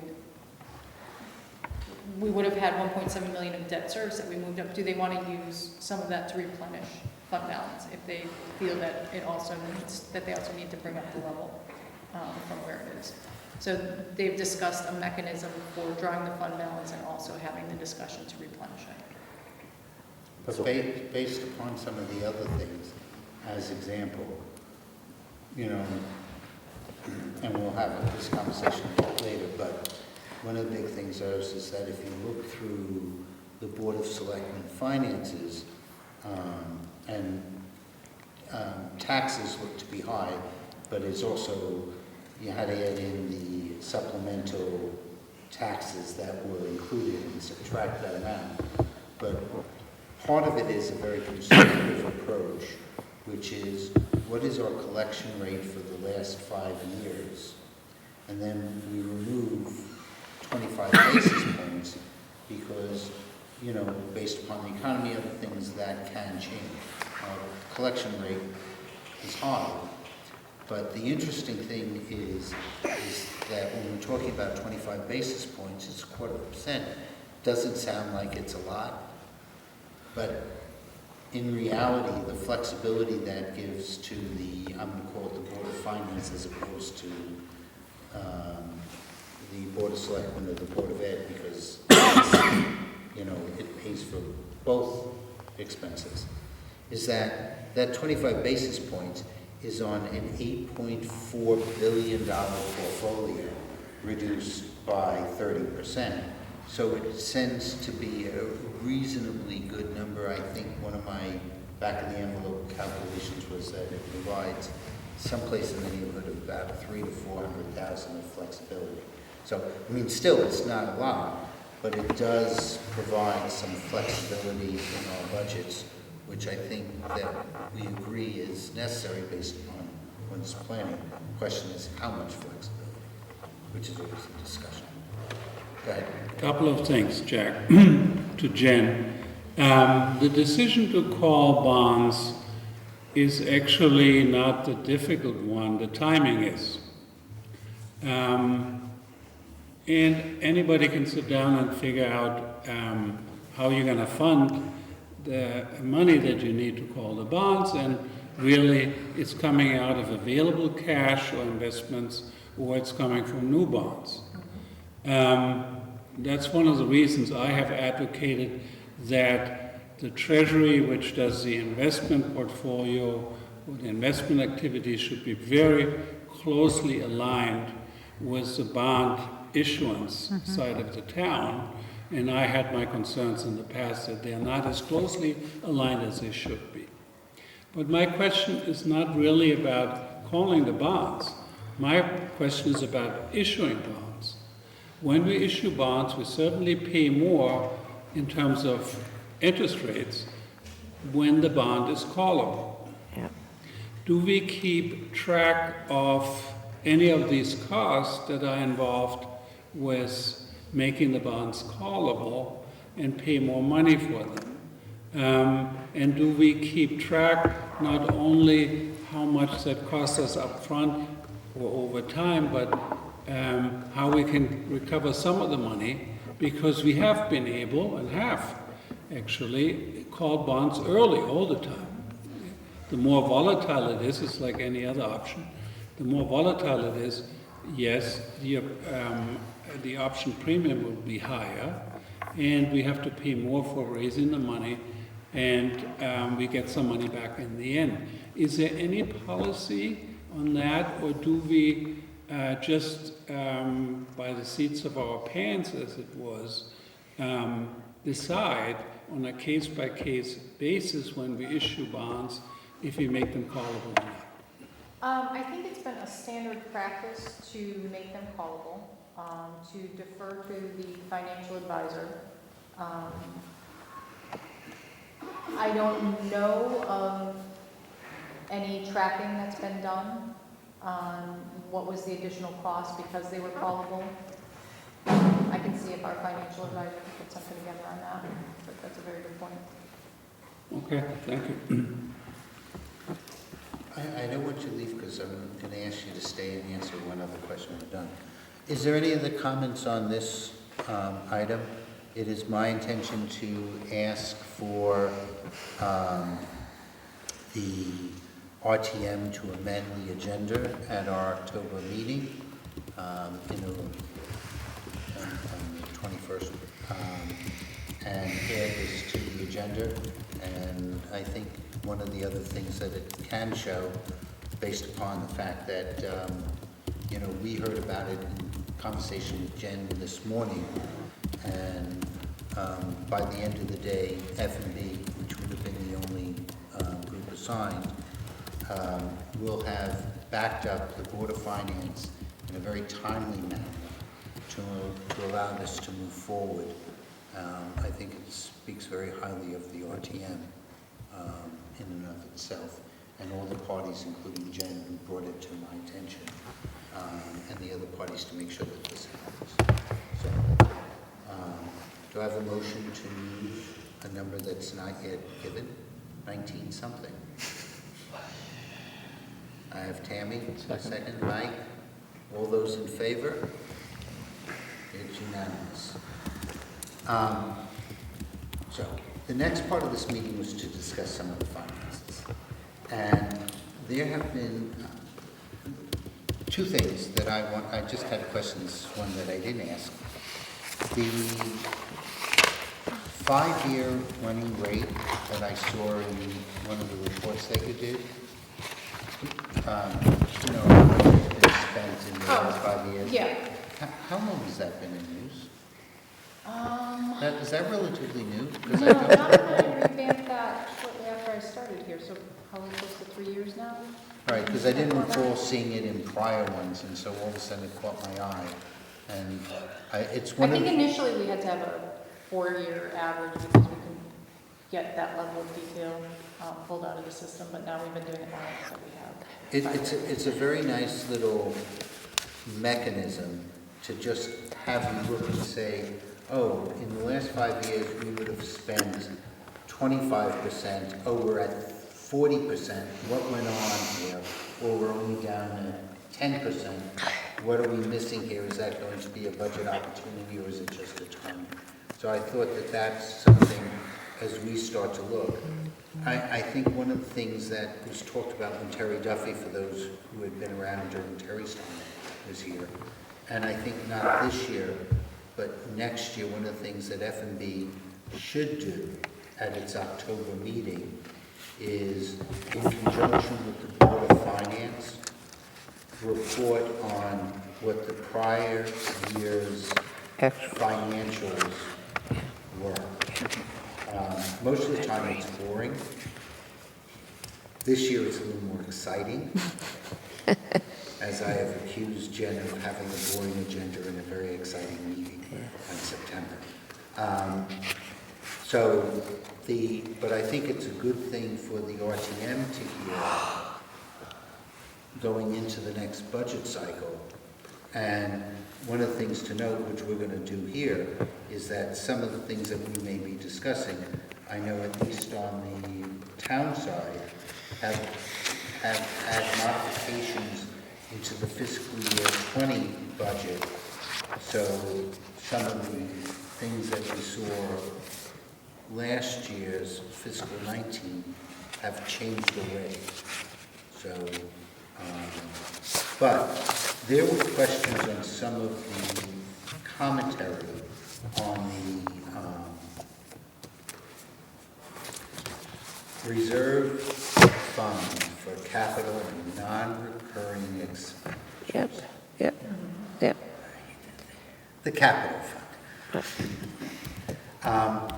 And so while Jen is here, and since she's already late and missing the other baseball game and her son tonight, if there are any questions on that, some of the comments that were made, I mean, one of the things that Jen and I talked about is, if you look at some of the projects, and I've already had this conversation with the members of the Board of Ed and that, is that we want to be as close as possible to what a capital project is, because we're already taxing them. Yeah. We're taxing people for the most part on this, or in cases of bonds, we have bond issuance that we have to pay off over time. And if you look at a percentage, there were a lot of projects, and I'm not talking about the 250 shed, because that was neither taxed nor bonded, so that had no effect.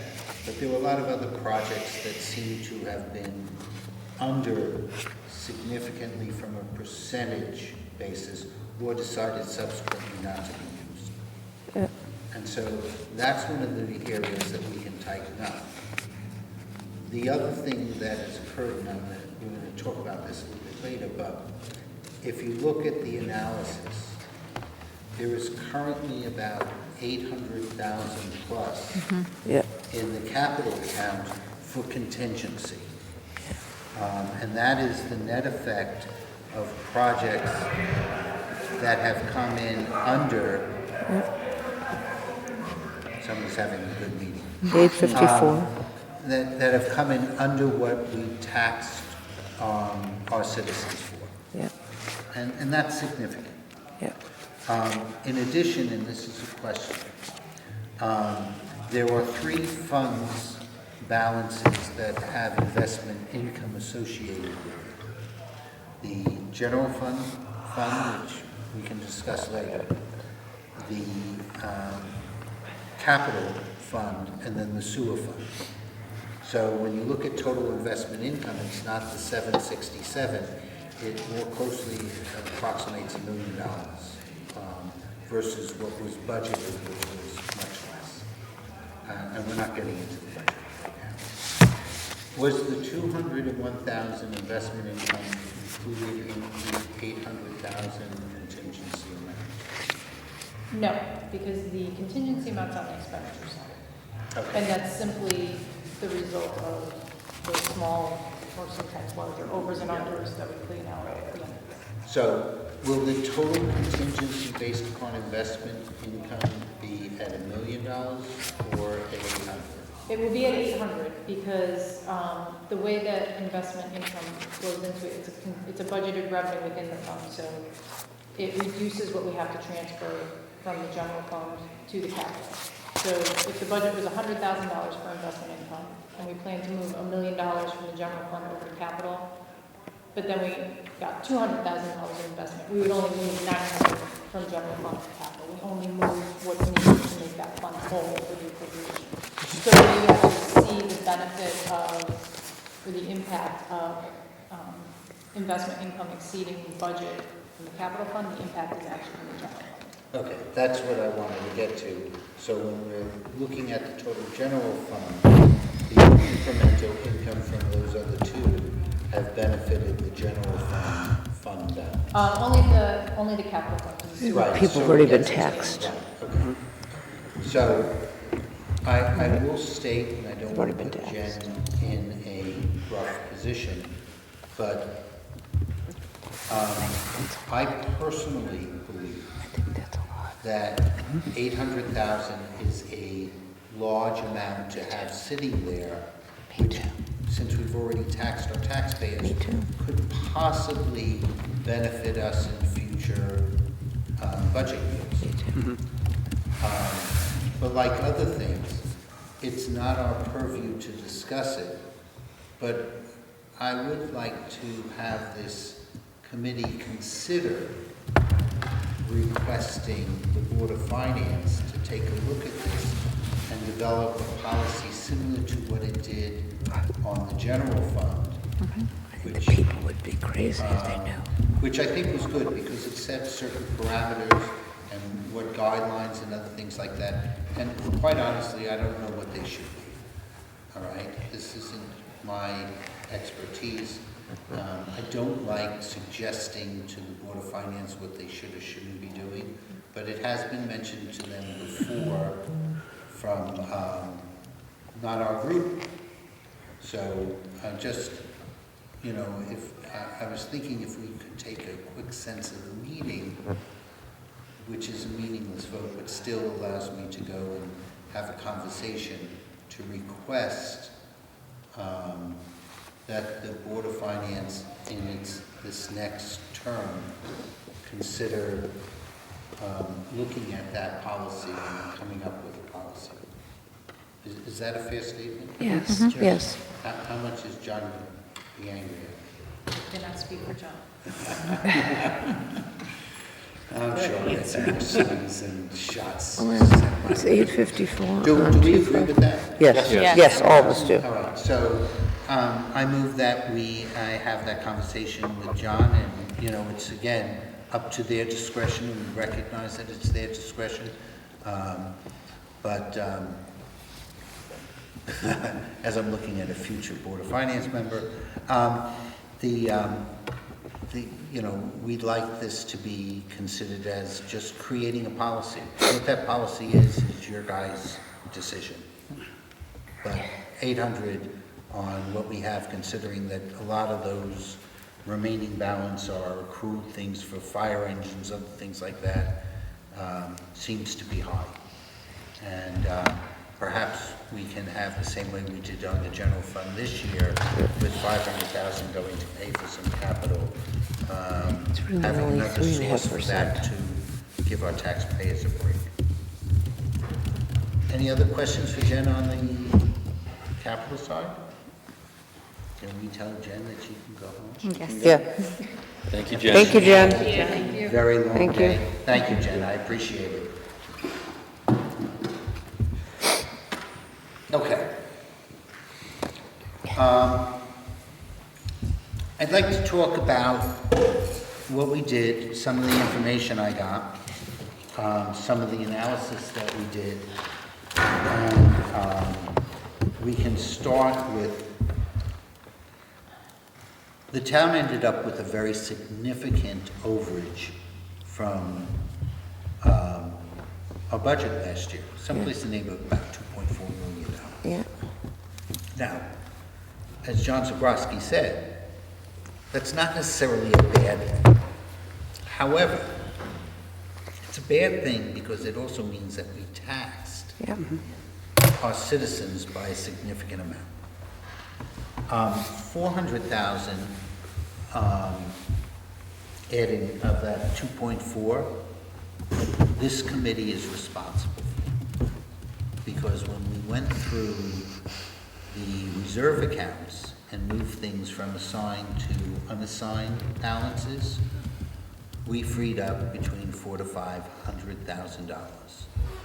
And that's really good because that is money in the future to pay down debt to save money or be used in future capital years future years to pay capital.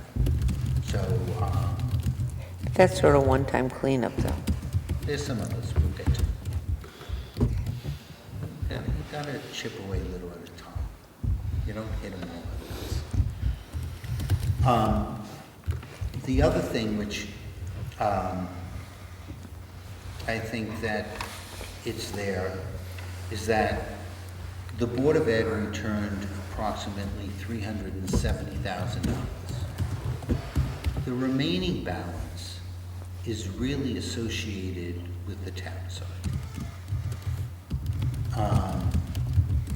And then there's one other thing that I'm going to add to that one after we talk about that. Part of it is we haven't been recording certain revenues or state monies. And not this April, but the prior April, and my timing was probably bad because I did it on the night that the Board of Finance was voting. I requested that the town record at least 50% of the state grants because we've been getting them for the last 3-4 years. And our general fund balance is strong enough that if we didn't get them, we could absorb it. So when you say recording, you mean budgeting for? Yeah. Yes, putting it in. I also spoke to several Board of Selectmen members this year because the biggest one was excess educational cost sharing that hadn't been recorded for the last 3 years, and this year came in at over 500,000 while the budget had 0, and stated that it was getting very difficult for F&B to go to the Board of Ed and say, we want you to Turn your better money. record your excess cost reimbursement. And every time I go there, I'm hearing from several board members, well, the town isn't recording half of their stuff either. Yeah.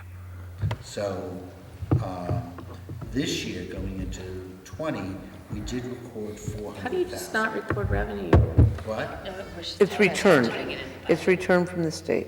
But still, you put it in your bank account and you put the other side of it. I mean, how do you not record? Yeah, he's using the word record, but he means budget, like when we anticipate what we're gonna get from the state. Instead of saying 500,000, we're saying 0. We said 0. Yeah, no, I get it, but still. The concept was to be- taxpayers more. The concept was to be conservative. But we are recording receipt of the money. Yeah, we record it. When we get it, that's it. No, comes I in. get that, but Yeah. like. We're not It's, anticipating our that. recording of receipts is not, Not what he means. but it's not connecting to our budget. It's like, But you have to predict what's going to happen. You're not You into- hear what's going on in Hartford, it's easy to. We weren't a couple years ago, anticipating for it. sure, it was Yeah, nerve-wracking but- to count on money. Last year was better, but. However, when we go back, when I first took over the chair of this committee, we decided to record nothing Right, because Malloy was gonna cut everything out. right. But then, between the time that the Board of Finance voted on their budget, and it was our turn in the RTM to vote, the money was reinstated. And several of our members, including Terry Duffy, if you recall, was very adamant that we had to record that income for our taxpayers. And it's one of the little nuances. While the RTM cannot add revenue to a budget, we really can. And the way that you do it is, we vote on the mill rate. Right. And by changing the mill rate, we are reducing the amount of money that's going to be collected through assessment and taxes. Therefore, the difference is made up by that revenue that we are anticipating to get. And in fact, we adjusted, I think, Bill, you were around that, weren't you? Yeah, I think I know you were, we reduced the mill rate by 2 or 3 basis Yes, points yes. on the floor of the RTM. Yes. To account for that revenue. And that's the little catch-22 that the RTM has to really add back revenue, even though everybody says we can't. It's dealing with the mill rate. Now, Jack, I'm finding out more and more that a government does, a municipal government especially, does things differently than the private sector. Yes. Still, I can't get it out of my head to think like I'm still in the private sector. And one of the things you do when you have uncertain cash flows, you assign a probability. Assume you have $2 million coming in with a 50% probability, you have $1 million cash flow, and you say, okay, I have to have $1 million in contingencies because the money might not come in, okay? This only points in the same direction as everything else that I've looked at, is that we really don't do cash flows, ever, okay? We do, when I look at the budget, and I look at the actuals versus budget, and I see discrepancies, well, the next year we do the next budget on top of the old budget, but not on anything that actually happened. We have no idea about cash flows. We don't know, or we do now better than before because of Mike's work, that what is in the different reserves accounts. You know, we just talked about 600,000, 800,000, so that's cash. If we find a way to manage the cash better, knowing what is outstanding in our liabilities where we pay interest, and where we have money invested, where we receive interest, and I bet you anything, the discrepancy between what we earn and what we pay is large. So if we get on top of a better cash flow analysis, we know a lot more things than we do right now, including the contingencies. I actually did, and I will distribute. I did a high-level cash flow analysis for our town. And it really, and it's based upon conversations I had with Kate and Jen. Our cash flow isn't that difficult to do. Grants. If you take it to high levels. If we're raising approximately 140,000 in taxes. Million rather, in taxes. We get 70,000, we actually get more in July because people pay their full year. So we could get 75 million in July. We get 65 million in January. We get approximately the same amount every year, which is about 600,000 in October for the supplemental taxes. We have other revenue streams that come in, the big ones being excess cost reimbursement, comes in March and June. We know when our state grants come in, because they're stated by government law of when there's coming in. Obviously, we all know when you go to the transfer station, or when you buy your beach stickers, or when you're doing the school tuition reimbursements, which are the main ones, you know, for each of those departments when it is. The rest of the stuff you can straight line. The expenses, even if you took the Board of Ed and did an early expenditure saying that in the first 2 months I'm going to pay for all the equipment because they probably need it for the schools and other things like that, is pretty easy to straight line out that as well. And the expenses for the town is easy enough, and quite honestly made easier because they have what the 5-year average spend is on a month-to-month basis. So not difficult to take those expenses and saying, using the 5-year average, if this is my budget, here's how those expenses have flown. So in reality, it's just putting it on a piece of paper, which would then allow people to say, here's what we've collected versus here's what we should have. And to a certain extent, you see that in the first 2 months of the financials that we received from Jen, or from the Board of Finance, but Jen prepares it. Board of Ed isn't that much different. I mean, there may be transactions that go between, but they have those same numbers. And so I do think that I agree with everything you've said. I think we need to do that. I also think we need to address a couple of other things. I'm going to be hated further in town than I already am, with continued attacks on me. But we had $1 million of investment income earned. Our budget for it in fiscal 19 was approximated $210,000. When I compared what our earnings rate was, and I did pass around the real legal opinion from Wayne that explained without question that the state cannot take any municipal funds, which quite honestly Bert and I knew right from the beginning, because there was no way somebody could get a AAA rating with 2 classes of depositors with 2 different rights. It would have been an impossible task from any rating agency. The fact is that in July, Stiff had $9 billion in assets, of which approximately $7 billion was the state's. In comparing what the average rate of return to Stiff was versus what our rate of return, which I'm estimating to be someplace about 1.25% to a minimum 2.25%, and again, not giving credit that certain rates were at different months and therefore the earnings would have been better.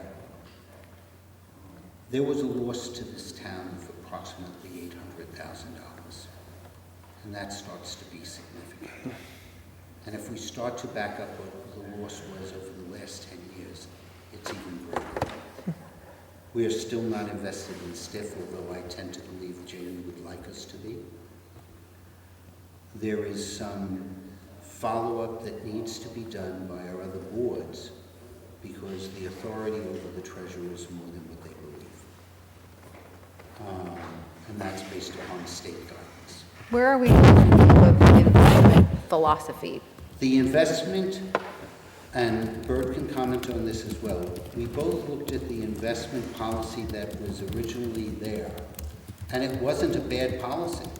It was a good policy. It's a good policy. It needs to be followed, though. Yeah. Because the reason it's a good policy because it does say that the investment with the least risk is a Stiff.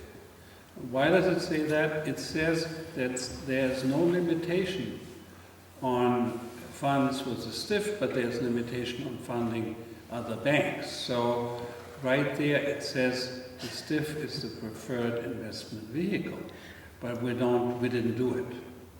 They wrote the statute that way because they want the money. Pardon? Of course, the state would write the statute that way, they want the money. No, this is our investment policy. Ours, Darian's. Okay? Our investment policy says it's a preferred way of. Is there a good investing reason we don't do it? No. To be quite honestly, no. What's the rationale then? I would disagree with that. You can disagree as much as Oh, you no, want. but I'm just trying to No, understand. I'm going to address this Okay. now. Did you read Wayne Fox's legal opinion? About them being able to borrow, yeah. And That's it not says my only concern. they said it cannot. Okay. So what is your concern? Right now, probably top of the list would be liquidity. I don't think it's truly daily liquid. I think if a real shock happens and the state goes in for a bid on a large chunk, we aren't going to get our money out, not at 100 cents on the dollar. I think that you have no basis to make that. The STIF fund is evaluated with their investments on a weekly basis.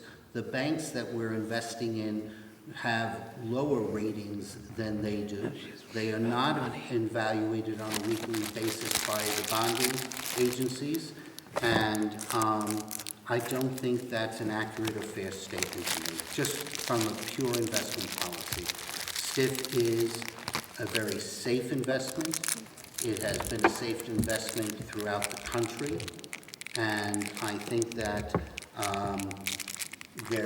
it has full liquidity, and the proposal would be to have some liquid funds locally of minor amounts just in case you needed something.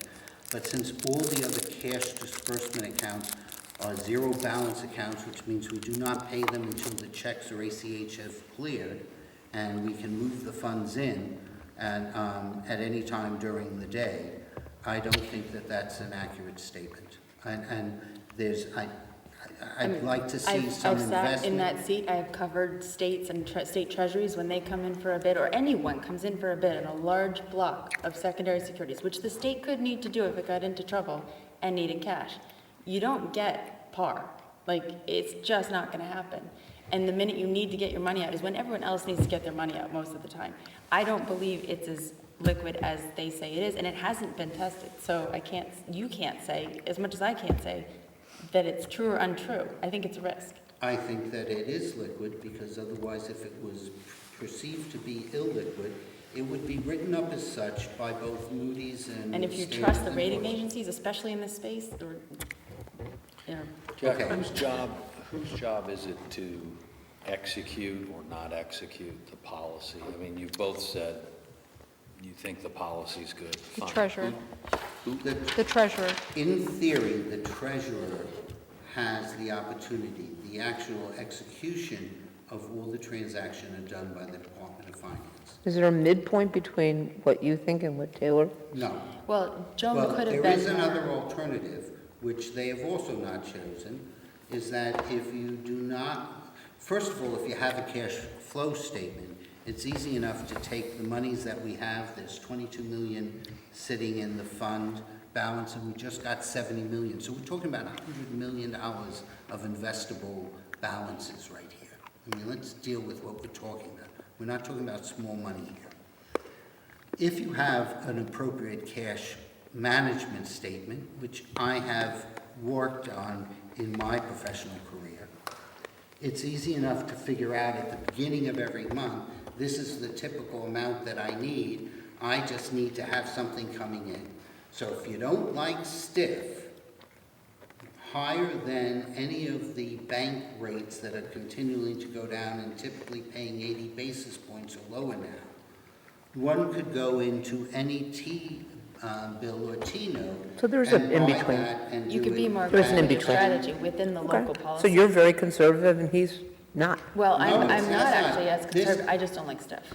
I would rather see us more aggressively invest locally, just in treasuries. I mean, it's not Okay, aggressive. but he would agree but- with that. I don't care, because the differential Right. between the Treasury and stiff has been very Right. small. but we're not doing that either. Right. We Okay, go so out, we- and- we- wait, we go out and ask for bids on $200,000 projects, and we're going to issue $1 million CDs, and we don't go out for competitive bids.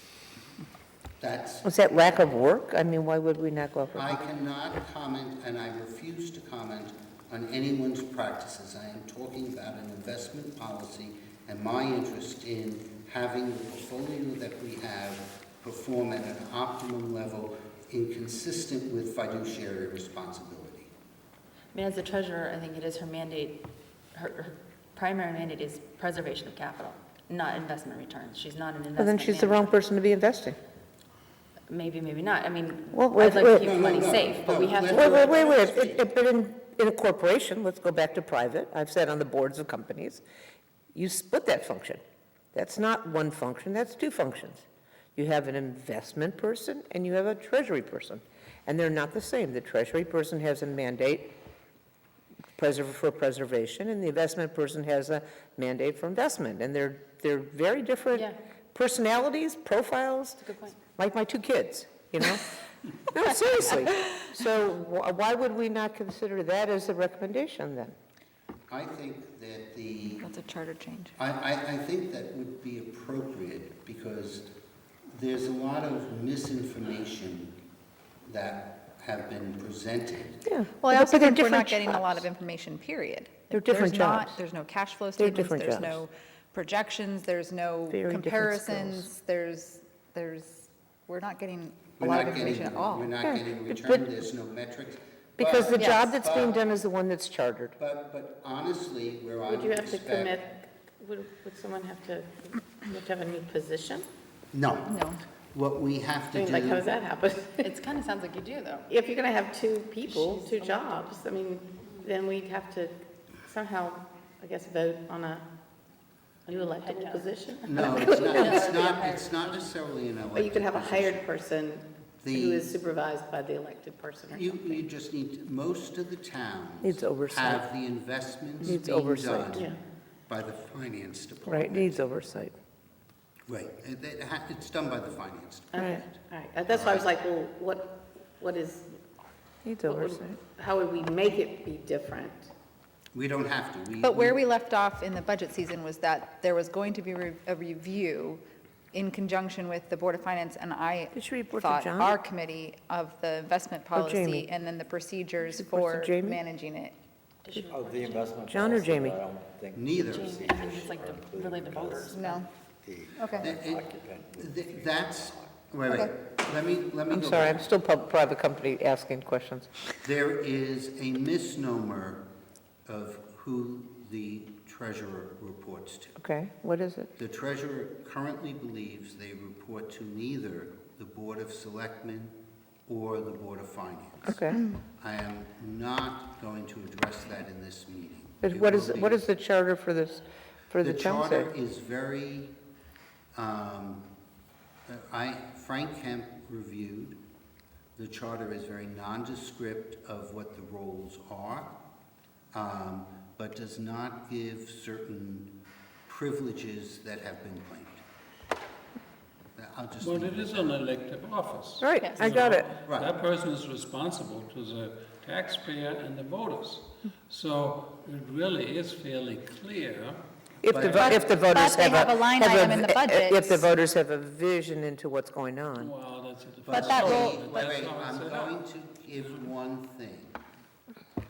While the person may not directly report, as many of our elected officials may not directly report to somebody. Not the kind of business But I if you used look to. around town hall, you have Kathy, our tax collector, is elected. Our two registers of voters are elected. Town clerk. Does, what? Town clerk.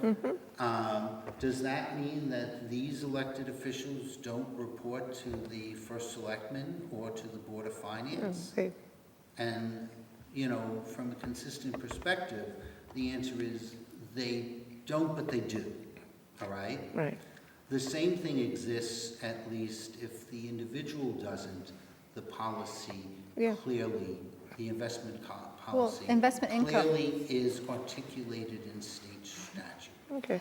The But you weren't suggesting, just to be clear, you weren't suggesting that we pitch the current policy. You were suggesting there be more oversight. No, I'm suggesting, I have no problem with our current treasurer, all right? I'm not here to eliminate jobs, I'm not here to eliminate salaries or anything else like that. Don't care. What I am saying is, there are two alternatives for increasing the return to the town. Right. And over the last 10 years, my back of the envelope is that it may have cost the town between $3 to $6 million, which is a substantial number. So this isn't so dislike the person on the Board of Ed side who helps us with these ER grants, right? Like, she pays for herself multiple times over because she puts all that paperwork through, right? Heather Shea. Yeah. So like, you know, maybe it would be worth hiring somebody part-time. I mean, you're jockeying T-bills, like, this isn't high-level. Right, but it's a skill that somebody has to have. But, yes, you can hire It's someone a to do skill. it and probably not have to pay them that much, and you probably make a lot more. Right, I think on it's a it. skill. I'd be way more comfortable with that strategy than. Yeah. Yeah, all I'm That's what I'm saying is there is is an in-between. I don't feel that the town is getting the true benefit Okay, from she having agrees a with money you. market. And I think that you and I have discussed that there is an alternative, T-bills, if Yeah, you walk by there's a 10 or skill. 15 But it basis sounds points. like there's a gap. But then the structure of the department needs to be either add a person to help do that, because it's a big job, it's a lot of money. I mean, it sounds like the structure I is think messed up. what Jack is asking for is recognition, first, that it's messed up. No, I'm not. Don't put words in my Okay. mouth, because I've been personally attacked Okay. It can be in so approved. many different ways because I've raised this issue. It's a legitimate amount Alright. of money to be concerned about. I agree. But I agree with I that. totally I agree. just don't like the proposed solution. Right, So that's all my I'm like. proposed solution is that we adopt methodologies. First of all, we do the cash flow statement, although the treasurer believes that should be done by the Department of Finance. I don't know a single treasurer who wouldn't do it themselves if they didn't have it. That's Okay. all, that's my own opinion. Okay. I'm not making comment on our treasurer. But on the same token, I think these are substantial funds and that we should be not looking at it as a cost, a revenue generator, but rather that our funds should be appropriately invested in AAA-rated documents or assessment that allows us to match those cash flows to what our cash needs would be. But there's, okay. Would you, I mean... I want to clarify, because you talked about two different things. First, we were talking about, I think, which started the cash flow conversation, the additional investment income that was earned versus what was budgeted. So it was like $800,000 or whatever it was last year in excess income versus the $3 to $6 million you think we've lost or. Could have There's an opportunity. made. Yes. Two different Could have Over the made. last- It's Yes. not an opportunity. An Those are different opportunity because- is a decision. This was, if the money was invested there, it was an actual gain. This isn't could have, would have, should have. It's lost But you're- As far as So we the, as also- far as the 800,000 last year, I mean, that money can be, and is gonna be rolled into the general fund, into the reserve fund, and hopefully Yeah, applied he's to saying this that year's it's lost budget. opportunity. It's not, right, but it's No, not. no. Again, not lost opportunity. If we had properly recorded, there's two parts, I do agree with you. There's not recording budget, and since we do 80 basis points is typical, the thing to move, 80,000 is for 1 basis point, 800,000 of It's 10 revenue. basis points. Not in the, it would have reduced our tax rate by 10 basis Huge. points. Last year, but now we have cash in the account for this year that can be applied, just like we applied $500,000 to capital projects last year. So it's not like it's lost, I mean, we have But the it kind of money. rolls over, doesn't it? Because if you Exactly. continue the So the practice conversation. of Yes. underestimate, It's just it'll delayed. just basically overtax the folks next year. Yes. So The it- conversation Well- here started about a year ago, when we said, how do we know as a budget-making entity ECRs. what the treasury is doing? And when you look at the guidance that the state treasury gives to municipal treasurers, it is clear that the budget-making entity, and that would include entities, that would include us, have some say in how this is handled. And so the responsibility for us is to see how this is really working. And the only way we can find out how it's working is if we have a level of performance measure, which means we need to have a guidepost or some kind of measure of performance that we can use. And so when you go to your stockbroker and say, how did I do last year? He says, oh, you did great. Your portfolio made 5%. And you say, well, but the rest of the world made 20% in the S&P 500. That's because the S&P 500 is your Guidepost. yardstick. Yeah, yeah. And so here we need a yardstick. And I suggested a year ago that the yardstick should be the STIF, the State Short-Term Investment. She doesn't agree with that Okay, yardstick. she doesn't agree with me.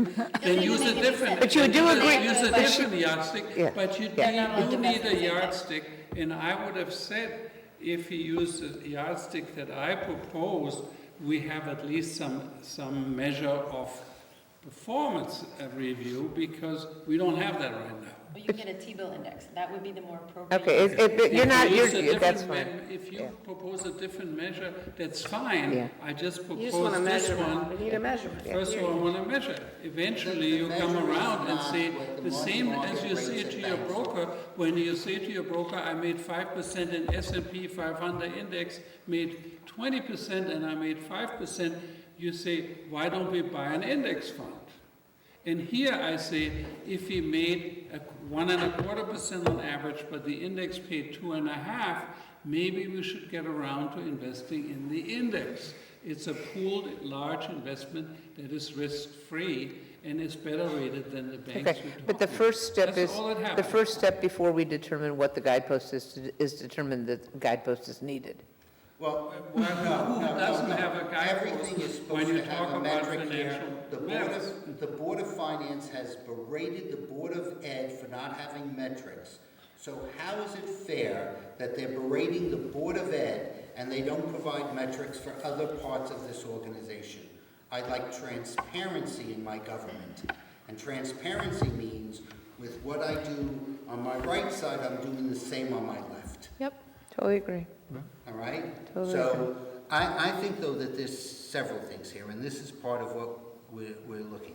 If you look at the revenues, if you recall, we went in front and said that we thought that the town clerk's revenue was soft.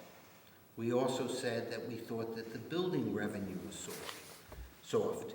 And in fact, if you look at the year-end revenue from fiscal 19, there's two parts of that building revenue.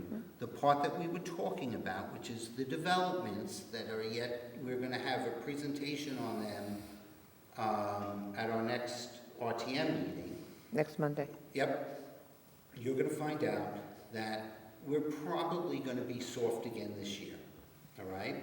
And town clerk was down about 160,000, and as I said, it's not something that you can advertise. Go out, sell your house, get married, have a child, so I have certificate revenues coming in, you know.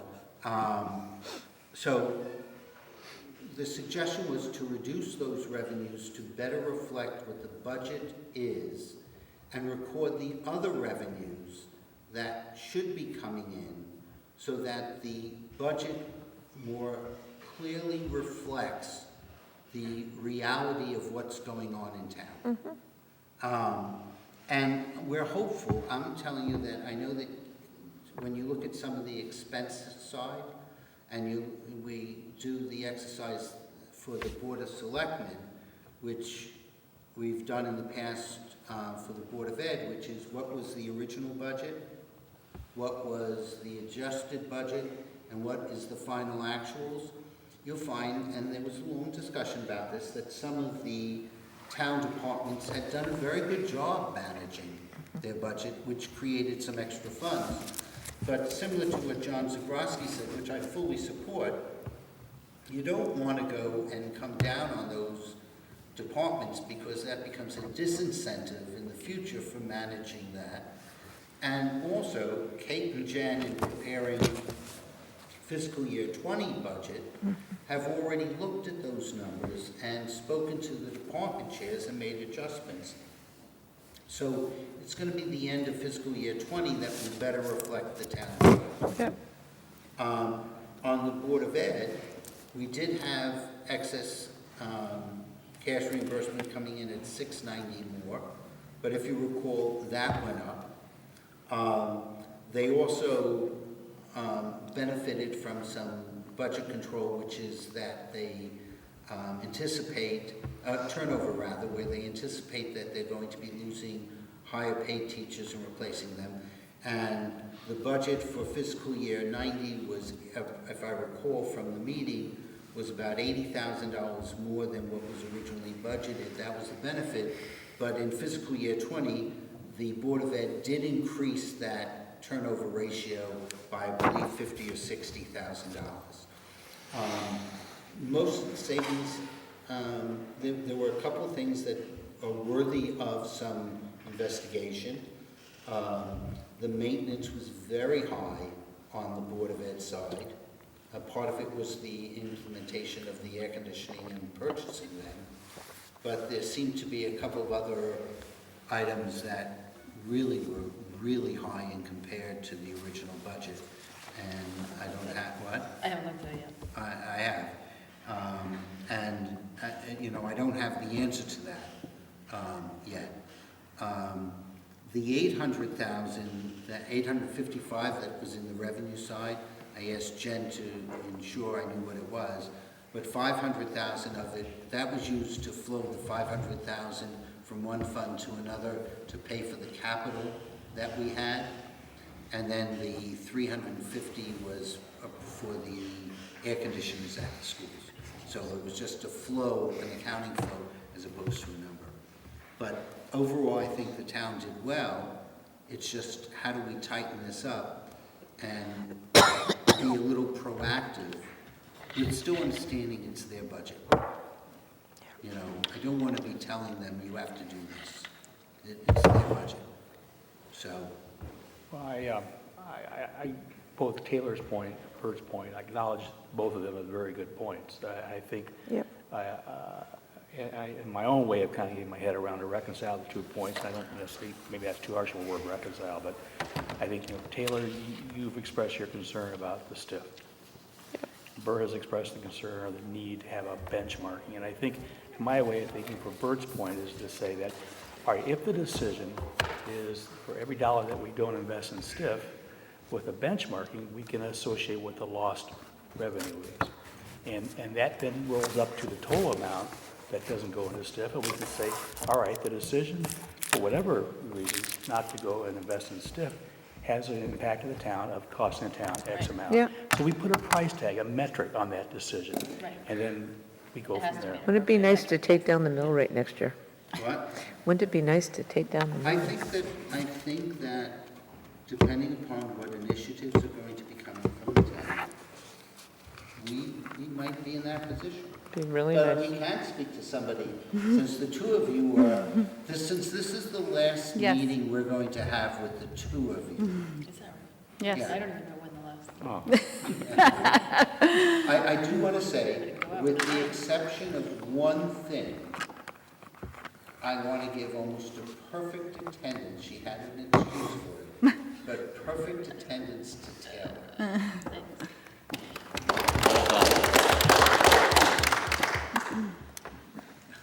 I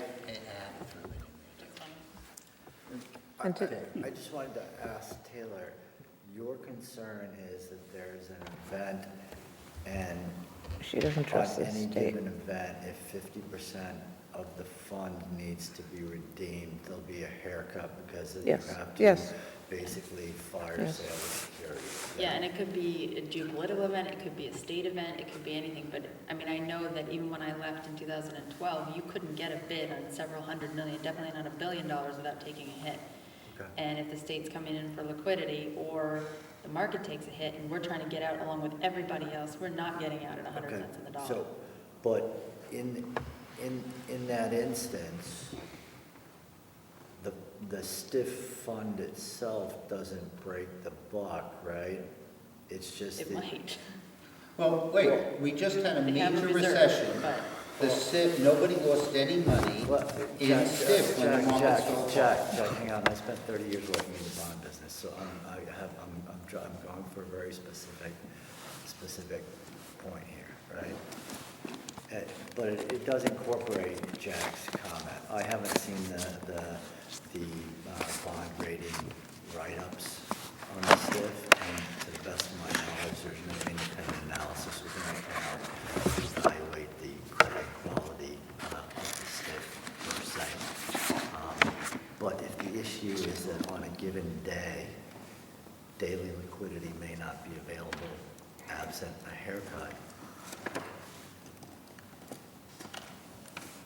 I'm trying to, I guess where I'm going is, if you want to ensure that we have daily liquidity, there's no reason that the entirety of the fund balance has to be invested in the same thing, right?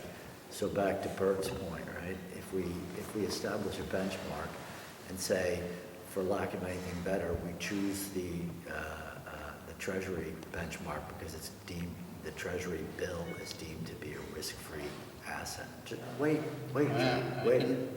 just wait. All right?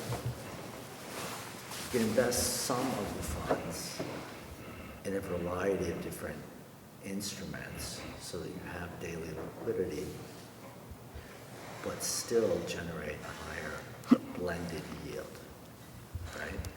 So some of the money can be invested in STIF as long as you're comfortable that it doesn't ultimately break the law. Just, do people understand what STIF invests in? Yes. The portfolio is not that scary. I mean, it's really high quality stuff. I'll give you that. No. I mean, so let's start talking about this because. Do we have to do it at 10 o'clock at night? I'm just saying that the quality of this investment is high. And to say as if it's breaking the buck, I'm telling you, everyone around this table is broke before STIF is broke. Can I just say one thing, that the treasurer has said twice in two public meetings, once at a Board of Finance meeting and once at a Board of Selectmen meeting, that the treasurer feels that she does not answer anyone but taxpayers, and I just want to bring up that that's been bugging me because our government is set up as checks and balances, and that's not how we're set up. So her checks and balance, she has a line item in the budget. The Board of Selectmen reviews it, the Board of Finance reviews it, and we review it. That's where her check and balance comes in. So that's been bugging me, and I just needed to get that on the record. Okay, apparently we all want to leave. So do I have a motion to adjourn? Don't you have to approve your minutes? Yes. Oh, yeah. Sorry. Thank Sorry, you. that shouldn't take us long. Do I have a motion to approve the minutes? Yes. Okay, done. Also, come to the debate, October 23rd, 7 p.m. Pumpkin Carnival at Tokenique on Saturday. Tokenique on Saturday. Please go.